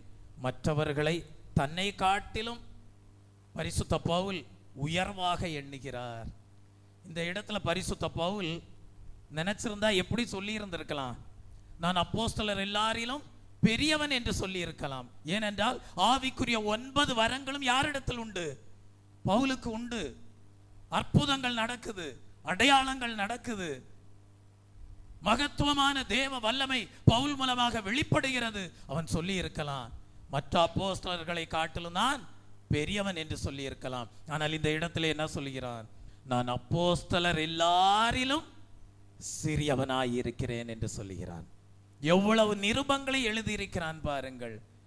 மற்ற அப்போஸ்தலர்களை பார்க்கிலும் தியாகம் செய்து, ஊழியம் செய்து, உபவாசத்தோடும் கண்ணீரோடும் ஆத்மபாரத்தோடும் ரட்சிப்புக்குள்ளாக ஜனங்களை வழிநடத்தி மேன்மையான ஆவிக்குரிய அனுபவங்களோடு தேவனுடைய வெளிப்படுத்தல்களை பெற்று அநேக நிருபங்களை எழுதியிருந்தாலும் அவன் சொல்லுகிறான், அப்போஸ்தலர்கள் எல்லாரிலும் நான் சிறியவனாய் இருக்கிறேன் என்று சொல்லுகிறான். பவுல் என்கிற வார்த்தைக்கு அர்த்தம் என்ன தெரியுமா? லிட்டில். பாருங்கள் தெய்வ பிள்ளையே, தன்னை சிறியவனாக, தன்னை தாழ்த்துகிறவனாக காணப்பட்டான். அவனை கர்த்தர் எடுத்து பிரயோஜனப்படுத்தினார். தெய்வ பிள்ளையே, எபேசியருக்கு எழுதின புஸ்தகம் 3ஆம் அதிகாரம் 8ஆம் வசனத்திலே அதை தான் வாசிக்கிறோம். பரிசுத்தவான்களில் எல்லாரிலும் சிறியவனாகிய நான் என்று சொல்லுகிறான். இப்படிப்பட்ட சிந்தை தேவ ஜனங்களுக்கு உண்டாயிருக்கும்படியாக ஸ்தோத்தரிப்போம். ஸ்தோத்திரம், ஸ்தோத்திரம், ஸ்தோத்திரம். நியாயாதிபதிகளின் காலத்திலே கிதியோன் என்கிற தேவ மனிதனை குறித்து படிக்கிறோம். கிதியோனை பார்த்து கர்த்தர் என்ன சொன்னார்? பராக்கிரமசாலியே, நான் உன்னுடனே கூட இருக்கிறேன், உனக்கு இருக்கிற இந்த பலத்தோட நீ போ என்று அவனோடு இடைபடுவதை பார்க்கிறோம். ஸ்தோத்திரம். நியாயாதிபதிகளின் புஸ்தகம் 6ஆம் அதிகாரம் 12 முதல் 16 வசனங்களை வாசிக்க கேட்போம். கர்த்தருடைய தூதனானவர் அவனுக்கு தரிசனமாகி, பராக்கிரமசாலியே, கர்த்தர் உன்னோடே இருக்கிறார் என்றார். கிதியோன் என்ன சொல்கிறான்? என் ஆண்டவனே, கர்த்தர் எங்களோட இருந்தால் இவையெல்லாம் எங்களுக்கு நேரிடுவானேன்? கர்த்தர் எங்களை எகிப்திலிருந்து கொண்டு வரவில்லையா என்று எங்கள் பிதாக்கள் எங்களுக்கு விவரித்து சொன்ன அவருடைய அற்புதங்கள் எல்லாம் எங்கே? இப்பொழுது கர்த்தர் எங்களை கைவிட்டு மீதியானியர் கையில் எங்களை ஒப்பு கொடுத்தாரே என்று சொல்வதை பார்க்கிறோம். இப்ப இந்த இஸ்ரவேல் ஜனங்கள் எல்லாம் மீதியானவருடைய கரத்திலே அடிமைப்பட்டு காணப்படுகிறார்கள். ஆகவே கிதியோனும் அதைரியத்தோடு கர்த்தரிடத்திலே பேசுகிறார். கர்த்தாவே, எகிப்திலிருந்து உம்முடைய ஜனங்களை நீர் வழிநடத்தி சென்றபோது, கானான் தேசத்திற்கு நேராக வழிநடத்தி சென்றபோது நீர் செய்த அற்புதங்கள் எல்லாம் எங்கே? எங்களை இந்த மீதியானவருடைய கரத்திலே ஏன் ஒப்பு கொடுத்தீர் என்று கேட்கும்போது 14ஆம் வசனத்திலே கர்த்தர் கிதியோனோடு பேசுகிறார். உனக்கு இருக்கிற இந்த பலத்தோடே போ, நீ இஸ்ரவேலை மீதியானியரின் கைக்கு நீங்களாக்கி ரட்சிப்பார், உன்னை அனுப்புகிறவர் நான் அல்லவா என்று சொல்வதை பார்க்கிறோம். அப்பொழுது கிதியோன் தன்னை எப்படி தாழ்த்தினான் என்று அடுத்த வசனத்திலே படிக்கிறோம். அதற்கு அவன், என் ஆண்டவரே, நான் இஸ்ரவேலை எதனால் ரட்சிப்பேன்? இதோ மனாசேயில் என் குடும்பம் மிகவும் எளியது, என் தகப்பன் வீட்டில் நான் எல்லாரிலும் சிறியவன் என்று சொல்வதை பார்க்கிறோம். இந்த இடத்துல நான் பெரிய ஆளு கர்த்தாவே, நீர் என்னோட இருக்கிறீரா? சரி, நான் போறேன், மீதியானியருடைய கரத்திலிருந்து இஸ்ரவேல் ஜனங்களை நான் என்ன செய்கிறேன்? ரட்சிக்கிறேன் என்று சொல்லி தன்னை பெரியவன் என்று சொல்லவில்லை. அவன் சொல்லுகிறான், மனாசேயில் என் குடும்பம் மிகவும் எளியது, என் தகப்பன் வீட்டில் நான் எல்லாரிலும் சிறியவன் என்று சொல்லி தன்னை தாழ்த்துவதை பார்க்கிறோம். அப்பொழுது கர்த்தர் அவனோடு பேசுகிறார். 16ஆம் வசனத்திலே சொல்லுகிறார், நான் உன்னோடே கூட இருப்பேன். ஒரே மனுஷனை முறியடிப்பது போல நீ மீதியானியரை முறியடிப்பாய் என்று சொல்வதை பார்க்கிறோம். Praise the Lord. கர்த்தர் உன்னோடு இருப்பாரேயானால் உனக்கு எதிராய் எழும்புகிறவன் யார்? ஒரு கர்த்தர் உன்னோடு இருப்பாரேயானால் உனக்கு எதிராக எழும்புகிறவன் யார்? உனக்கு விரோதமாக எழும்புகிற ஆயுதம் வாய்க்காதே போகும். உனக்கு விரோதமாக நியாயத்திலே எழும்பும் எந்த நாவையும் நீ குற்றப்படுத்துவாய். ஒரு கர்த்தர் உன்னோடு இருக்கிறார். நீ பராக்கிரமசாலி. ஆனால் நீ அறிக்கை செய்ய வேண்டிய ஒரு காரியம் உண்டு. நான் எல்லாரிலும் சிறியவன். யார் தங்களை கர்த்தருடைய சமூகத்திலே சிறியவர்களாக, கர்த்தருடைய பார்வையிலே சிறியவர்களாக தங்களை தாழ்த்துகிறார்களோ அவர்களை தேவன் தம்முடைய கரத்திலே எடுக்கிறார், புழுதியிலிருந்து எடுக்கிறார், சாம்பலிலிருந்து அவர்களை உயர்த்துகிறார், சிங்காசனத்திலே வீற்றிருக்க பண்ணுகிறார். தாவீதுனுடைய வாழ்க்கையிலே இவன் என் இருதயத்திற்கு ஏற்ற மனுஷன் என்று கர்த்தர் தாவீதை குறித்து சொல்ல காரணம் என்ன தெரியுமா? அவனுடைய ஜீவியத்திலே உண்டாயிருந்த தாழ்மைதான். நான் சிறுமையும் எளிமையுமானவன், கர்த்தரோ என் மேல் நினைவாய் இருக்கிறீர், தேவரீர் என் துணையும் என்னை விடுவிக்கிறவருமாய் இருக்கிறீர், என் தேவனே தாமதியாதேயும் என்று கர்த்தரை நோக்கி ஒவ்வொரு நாளும் தன்னை தாழ்த்தி கிருபையை பெற்றுக்கொள்ளக்கூடியவனாய் இருந்தான். கோலியாத்தையும் ஜெயிக்க கூடியவனாய் இருந்தான். அவனுடைய வாழ்க்கையை குறித்து படிக்கும் போது 1 நாளாகமம் 17:17 படிக்கிறோம். தேவன் தாவீதை எப்படி பார்த்தார்? மகா மேன்மையான சந்ததியின் மனுஷனாக தாவீதை பார்த்தார். மற்றவர்கள் எல்லாரும் அற்பமாக அவனை ஒரு ஆடு மேய்க்கிற சிறுவனாக கண்டபோது, ஒரு எளிமையானவனாக மற்றவர்கள் அவனை கண்டபோது, மற்ற மனிதர்கள் தாவீதை அருவருப்பானவனாக கண்டபோது தேவனோ தாவீதை எப்படி கண்டார்? மகா மேன்மையான சந்ததியின் மனுஷனாக கண்டார். ஒரு தாவீதின் சந்ததியிலே தான் இயேசு கிறிஸ்துவும் தோன்றினார். அவனுடைய சந்ததி மகா மேன்மையான சந்ததியாக காணப்பட்டது. தெய்வ பிள்ளையே, ஆனால் அவன் தன்னை குறித்து எப்படி சொல்லுகிறான்? தேவன் அவனை மகா மேன்மையான சந்ததியாக பார்த்தார் என்றால் அவன் தன்னை குறித்து என்ன சொல்கிறான்? நான் சிறுமையும் எளிமையுமானவன், கர்த்தரோ என் மேல் நினைவாயிருக்கிறீர். கர்த்தரால் யார் நினைக்கப்பட்டார்களோ அவர்கள்தான் ஆசீர்வதிக்கப்பட்டவர்கள். தேவ சமூகத்திலே காணப்படுகிற தெய்வ பிள்ளையே, நீ இன்றைக்கு கர்த்தரால் நினைத்தருளப்பட்டிருக்கிறாய். நீ சொல்லலாம், கர்த்தர் என்னை நினைத்தருளினார், கர்த்தர் என்னை ஆசீர்வதிப்பார் என்று. Praise the Lord. எரேமியாவை குறித்து நாம் படிக்கும் போது என்ன படிக்கிறோம்? எரேமியா தன்னை குறித்து சொல்லும் போது, எரேமியா தீர்க்கதரிசி தன்னை குறித்து சொல்லும் போது சொல்லுகிறான், நான் சிறு பையனாய் இருக்கிறேன் என்று சொல்வதை பார்க்கிறோம். எரேமியா என்ன சொல்லுகிறான்? நான் சிறு பையனாய் இருக்கிறேன் என்று தன்னை தாழ்த்தினான். அவனை கர்த்தர் எப்படி பயன்படுத்தினார் தெரியுமா? வாசியுங்கள். எரேமியா தீர்க்கதரிசியின் புஸ்தகம் 1ஆம் அதிகாரம் 6ஆம் வசனத்தை வாசிப்போம். எரேமியா தீர்க்கதரிசியின் புஸ்தகம் 1ஆம் அதிகாரம் 4ஆம் வசனத்திலிருந்து வாசிப்போம். கர்த்தருடைய வார்த்தை எனக்கு உண்டாகி, நான் உன்னை தாயின் வயிற்றில் உருவாக்கும் முன்னே உன்னை அறிந்தேன். நீ கர்ப்பத்திலிருந்து வெளிப்படும் முன்னே நான் உன்னை பரிசுத்தம் பண்ணி உன்னை ஜாதிகளுக்கு தீர்க்கதரிசியாக கட்டளையிட்டேன் என்று சொல்லுவதை பார்க்கிறோம்.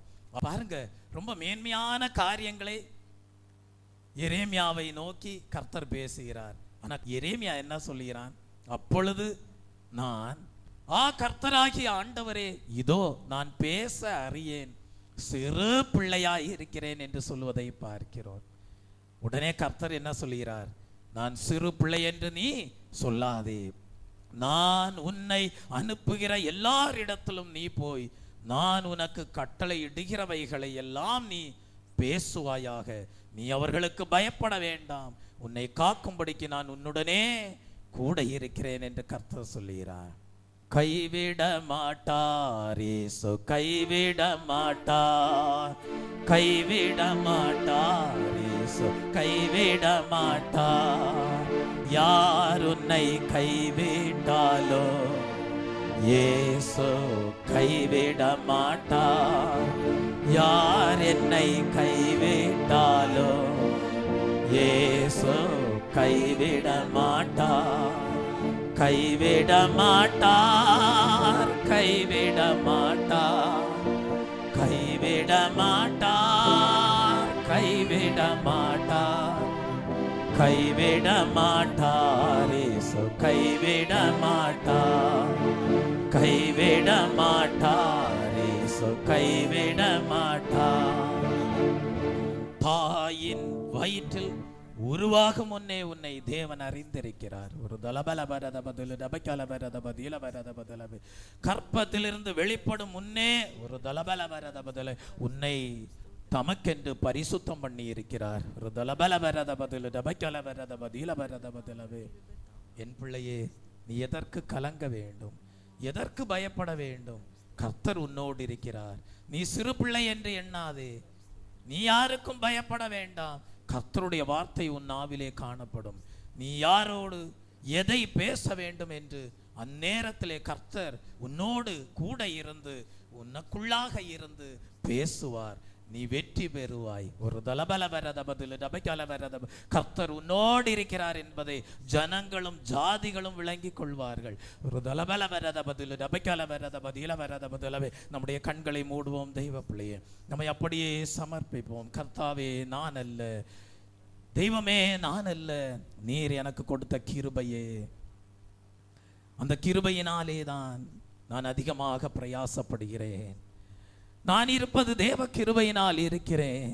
கர்த்தாவே, நீர் எனக்கு அருளின கிருபை விருதாவாய் இருக்கவில்லை. அதிகமாய் நான் பிரயாசப்பட்டேன். ஆனாலும் கர்த்தாவே, நான் அல்ல, என்னோடு இருந்த கிருபையே அப்படி செய்தது. இனி ஜீவிப்பது நான் அல்ல, கிறிஸ்துவே எனக்குள் பிழைத்திருக்கிறார் என்று சொல்லி எல்லாரும் உங்களுடைய ஆவி ஆத்ம சரீரத்தை கர்த்தருடைய கரத்திலே கொடுத்து அர்ப்பணம் செய்யுங்கள். நிச்சயமாகவே கர்த்தர் உங்களோடு இருப்பார். தாவீதோடு கூட இருந்த தேவன், எரேமியாவோடு கூட இருந்த தேவன், கிதியோனோடு கூட இருந்த தேவன், யோசேப்போடு கூட இருந்த தேவன் ஒரு தலபல வரத பதில் டபைக்கல வரத பதில வரத பதிலவே உங்களையும் உயர்த்த வல்லவராய் இருக்கிறார். ஒரு தலபல வரத பதில் டபைக்கல வர சிறுமைப்பட்டவன் மேல் சிந்தை உள்ளவராய் இருக்கிறார். ஒரு தலபல வரத பதில் நெருக்கப்படுகிற காலங்களிலே தஞ்சமாய் இருக்கிறார். ஒரு தலபல வரத பதில் டபைக்கல வரத பதிலவே தேவன் நமக்கு அடைக்கலமும் பலனும் ஆபத்து காலத்தில் அனுகூலமான துணையுமாய் இருக்கிறார். ஒரு தலபல வரத பதில் டபைக்கல வரத பதில வரத பதிலவே சந்தலபல வரத பதில் டபைக்கல வரத பதில வரத பதிலவே உனக்கு விரோதமாக எழும்புகிற ஆயுதங்கள் வாய்க்காதே போகும். ஒரு தலபல வரத பதில் டபைக்கல வரத பதில வரத பதிலவே கர்த்தர் உன் காரியங்களை அவருடைய சித்தத்தின்படி வாய்க்க செய்வார். ஒரு தலபல வரத பதிலவே கர்த்தர் உன்னை மேன்மை பாராட்டுவார். கர்த்தர் உன்னிலே மேன்மைப்படுவார். கர்த்தர் உன்னை மேன்மைப்படுத்துவார். ஒரு தலபல வரத பதிலவே என்னால் அல்ல, என்னுடைய பராக்கிரமத்தினால் அல்ல, என்னுடைய வல்லமையினால் அல்ல, என்னுடைய செல்வத்தினால் அல்ல, என்னுடைய ஆஸ்தியினால் அல்ல, எல்லாம் தேவனாலே ஆயிற்று என்று உன்னை நீ தாழ்த்தும் போது கர்த்தர் உன்னை மென்மேலும் ஆசீர்வதிப்பார். கர்த்தர் இன்று முதல் உங்களை ஆசீர்வதிப்பார். ஒரு தலபல வரத பதில் டபைக்கல வரத பதில வரத பதிலவே நேபுகாத்நேச்சாருடைய ஜீவியத்தை சற்று உங்களுக்கு முன்பாக வைத்து பாருங்கள். அந்த லூசிஃபரை உங்களுடைய ஜீவியத்திற்கு முன்பாக வைத்து சற்று ஆராய்ந்து பாருங்கள். இவர்கள் எல்லாரும் பெருமையினாலே மனமேட்டிமையினாலே தள்ளப்பட்டார்கள். இன்றைக்கு நல்ல ஒரு பாடம் கற்பிக்கப்பட்டிருக்கிறது. தங்களை தாங்களே தாழ்த்துகிறவர்கள் உயர்த்தப்படுவார்கள். அந்த ஆயக்காரனை போல நீங்கள் தேவனுக்கு முன்பாக நீங்கள் உண்மையை கர்த்தருடைய சமூகத்திலே ஏறெடுத்து சொல்லி, கர்த்தாவே உமக்கு முன்பாக மேன்மை பாராட்ட என்னிலே ஒன்றும் இல்லை என்று சொல்லி உங்களை தாழ்த்துவீர்களானால், இப்படியாக உங்களுடைய வாழ்க்கையிலே காணப்படுகிற தேவனுக்கு பிரியமில்லாத காரியங்கள் இருக்கலாம், அல்லது மேன்மையான அனுபவங்கள் இருக்கலாம். எல்லாவற்றிலும் உங்களை நீங்கள் தாழ்த்தும் போது கர்த்தர் கிருபையை கொடுப்பார். கர்த்தர் உங்களை மேன்மைப்படுத்துவார். நீங்கள் வீடுகளுக்கு செல்லும் போது பாவிகளாக அல்ல, நீதிமான்களாக தேவன் உங்களை அனுப்புகிறார். உங்களுடைய சரீரத்தின் ஒவ்வொரு அவயவங்களையும் கர்த்தருடைய கரத்திலே கொடுத்து பிரதிஷ்டை பண்ணி, கர்த்தாவே இனி நான் அல்ல, கிறிஸ்துவே எனக்குள்ளே பிழைத்திருக்கிறார் என்று சொல்லி அர்ப்பணித்து தேவ சமூகத்திலே உங்களை ஒப்புக் கொடுங்கள். கர்த்தர் உங்களை ஆசீர்வதிப்பார். ஜெபிப்போம். ஆண்டவரே, மை ஸ்தோத்திரிக்கிறோம் கர்த்தாவே, மை துதிக்கிறோம் தகப்பனே. இந்த நல்ல காலை வேலைக்காக, இந்த அருமையான ஆராதனை ஆண்டவரே நாள் ஓய்வு நாளுக்காக நாங்கள் நன்றி செலுத்துகிறோம் தகப்பனே. கர்த்தாவே ஆண்டவரே, இந்த காலை வேலையிலும் சுவாமி நாங்கள் ஒரு சிலர் ஆய்மது சமூகத்தில் கர்த்தாவே கூடி மை ஆராதிக்க மை தொழுது கொள்ள கத்த தந்த இந்த வாய்ப்பிற்காக நாங்கள் நன்றி செலுத்துகிறோம் சுவாமி. ஆண்டவரே, நீர்மையாகவே எங்களோடு கூட நீர் இடைப்பட்டீர். ஆண்டவரே, நன்றியோடு மை துதிக்கிறோம் கர்த்தாவே. தாழ்மை உள்ளவர்களுக்கு கர்த்தர் கிருபை அளிக்கிறார் என்று ஆண்டவரே உமது வசனத்தின்படி கர்த்தாவே ஆண்டவரே எங்களுடைய இருதயத்திலே கர்த்தாவே எங்களுடைய சிந்தையிலே நாங்கள் தாழ்மை உள்ளவர்களாக காணப்பட கர்த்தர் எங்களுக்கு கிருபை பாராட்ட வேண்டுமாய் நாங்கள் ஜெபிக்கிறோம் கர்த்தாவே. ஆண்டவரே, நாங்கள் எல்லாவற்றை குறித்தும் ஆண்டவரே உம்மை குறித்தே நாங்கள் மேன்மை பாராட்ட எங்களுக்கு கிருபை தருவீராக. ஆண்டவரே ஆண்டவரே, இம்மட்டுமாய் எங்களுடைய வாழ்க்கையில நீ செய்திருக்கிற நன்மைகள், ஆசீர்வாதங்கள், உயர்வுகள், மேன்மைகள் ஆண்டவரே, ஆவிக்குரிய ஆசீர்வாதங்கள், உலக பிரகாரமான ஆசீர்வாதங்கள் எல்லாமே உமது கிருபையினாலே தான் ஆண்டவரே நாங்கள் பெற்றிருக்கிறோம் சுவாமி. ஆண்டவரே, அநேக நேரங்களில் கர்த்தாவே எங்களை நாங்கள் உயர்த்த ஆண்டவரே முற்பட்டு இருக்கிறோம், உயர்த்தி இருக்கிறோம். ஆண்டவரே, எங்கள் குறைவுகளை கர்த்தர் எங்களுக்கு ஆண்டவரை சுட்டி காண்பித்ததற்காக நாங்கள் நன்றி செலுத்துகிறோம் சுவாமி. ஆண்டவரே, உமது கிருபை இல்லாவிட்டால் நாங்கள் இங்கே நிற்க முடியாது. ஆண்டவரே ஆண்டவரே, அவ்வளவாய் நீர் எங்களுக்கு ஒவ்வொரு நாளும் கர்த்தாவே கிருபை பாராட்டி வருகிறீர். உமக்கு நாங்கள் நன்றி செலுத்துகிறோம் சுவாமி. ஆண்டவரே இசப்பா, நாங்கள் அதை எப்போது உணர்ந்து செயல்பட கர்த்தர் எங்களுக்கு கிருபை தர வேண்டுமாய் நாங்கள் ஜெபிக்கிறோம் சுவாமி. ஆண்டவரே இசப்பா, எங்களுடைய ஆசீர்வாதங்களிலே உம்மை நாங்கள் உயர்த்த எங்கள் கிருபை தாரும். ஆண்டவரே, நாங்கள் சிக்ஷிக்கப்படாதபடி எல்லா சூழ்நிலைகளிலும் கர்த்தாவே நாங்கள் அல்ல, எல்லாமே தேவ கிருபை என்று அறிக்கையிட எங்களுக்கு உதவி செய்ய வேண்டுமாய் நாங்கள் ஜெபிக்கிறோம் கர்த்தாவே. லூசிஃபரை போல கர்த்தாவே, நேபுகாத்நேச்சாரை போல, பரிசேயனை போல இல்லாமல் கர்த்தாவே ஆண்டவரே எல்லா உயர்வுகளிலும் சூழ்நிலைகளிலும் கர்த்தாவே கத்தாவே உம்மை முன்னிறுத்தி நீர் எங்களுக்கு வைத்திருக்கிற ஸ்தானத்தை நாங்கள் காத்துக்கொள்ள கர்த்தர் எங்களுக்கு கிருபை பாராட்ட வேண்டுமாய் நாங்கள் செபிக்கிறோம் சுவாமி. ஆண்டவரே, கர்த்தருடைய வார்த்தைக்கு கீழ்ப்படிந்து நடக்கும்போது நீர் எங்களை கைவிட மாட்டீர். ஆண்டவரே, அதை நாங்கள் உணர்ந்தவர்களாக காணப்பட கர்த்தர் எங்களுக்கு ஆண்டவரே உதவி செய்ய வேண்டுமாய் நாங்கள் ஜெபிக்கிறோம் கர்த்தாவே. ஆண்டவரே, எங்களுடைய பலத்தினாலும் பராக்கிரமத்தினாலும் அல்ல கர்த்தாவே, எல்லாமே உமது கிருபை என்று நாங்கள் ஆண்டவரே எல்லாருக்கும் முன்பாகவும் உமக்கு முன்பாகவும் நாங்கள் அறிக்கையிட கர்த்தர் எங்களுக்கு ஆண்டவரே நல்ல ஒரு நன்றியுள்ள இருதயத்தையும் கர்த்தாவே தாழ்மையுள்ள இருதயத்தையும் தந்தரல வேண்டுமாய் நாங்கள் ஜெபிக்கிறோம் கர்த்தாவே. ஆண்டவரே, நீர் எங்களோடு எப்போதும் வாசம் பண்ண வேண்டுமானால் நாங்கள் ஒரு தாழ்மையுள்ள இருதயம் உள்ளவர்களாக காணப்படணுமே சுவாமி. ஆண்டவரே, அப்படிப்பட்ட ஒரு இருதயத்தை எங்களுக்கு இந்த நாளிலே நீர் எங்களுக்கு தந்து எங்களை வழிநடத்த வேண்டுமாய் நாங்கள் ஜெபிக்கிறோம் கர்த்தாவே. ஆண்டவரே இசப்பா, ஆண்டவரே எங்களுக்கு அப்படிப்பட்ட கிருபையை நீங்கள் அளவில்லாமல் தாரும். தாவீதை போல கர்த்தாவே மெய் உயர்த்தி உயர்த்தி ஆண்டவரே நாங்கள் உயர கர்த்தர் எங்களுக்கு கிருபை தாரும். அப்படிப்பட்ட ஒரு மேன்மையான அனுபவத்தை நாங்கள் எங்களுடைய வாழ்க்கையிலே அனுபவமாக்கி கொள்ள கர்த்தர் எங்களுக்கு கிருபை தாரும். இனி நாங்கள் அல்ல, கிறிஸ்துவே எங்களில் ஜீவிக்கிறார்.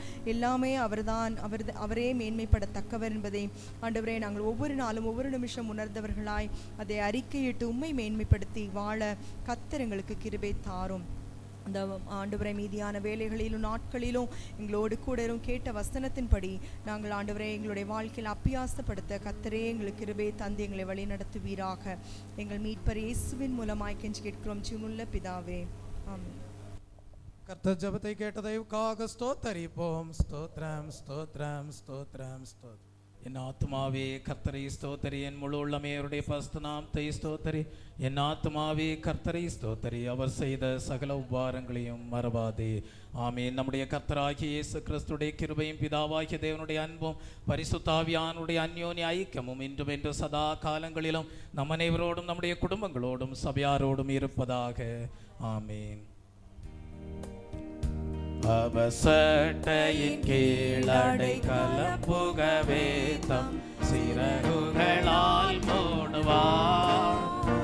அவர் சட்டையின் கீழடை கலப்புகவே தம் சிறகுகளால் மூடுவார்.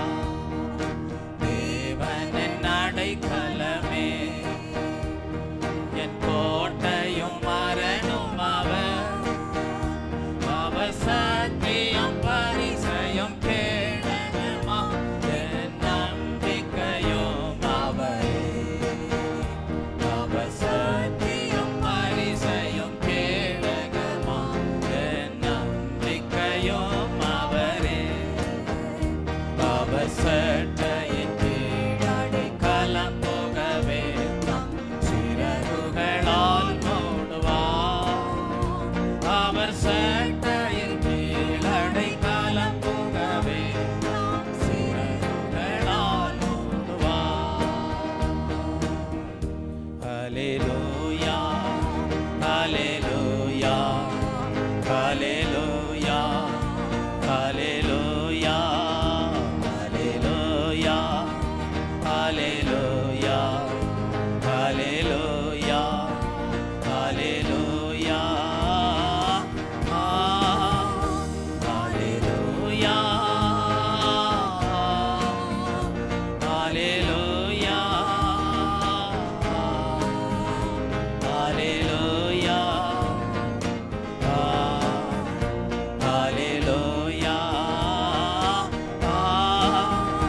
ஹல்லேலூயா ஹல்லேலூயா ஹல்லேலூயா ஹல்லேலூயா ஹல்லேலூயா ஹல்லேலூயா. இந்த பரிசுத்த பவுலை போல ஆகிலும் நான் இருப்பது தேவ கிருபையினால் இருக்கிறேன் என்று சொல்லி தேவனுடைய கிருபையை பெற்றுக்கொண்டவர்களாக, தேவனுக்கென்று அதிகமாக பிரயாசப்படுகிறவர்களாக, தேவனால் மேன்மைப்படுத்தப்படுகிறவர்களாக ஜீவிக்க கிறிஸ்து இயேசுவின் தாழ்மை ஒவ்வொரு தேவ பிள்ளையுடைய ஜீவியத்திலையும் காணப்படும்படியாக தேவன் தாமே கிருபை நல்குவாராக. ஆமென். கர்த்தர் தாமே உங்கள் ஒவ்வொருவரையும் ஆசீர்வதிப்பார்.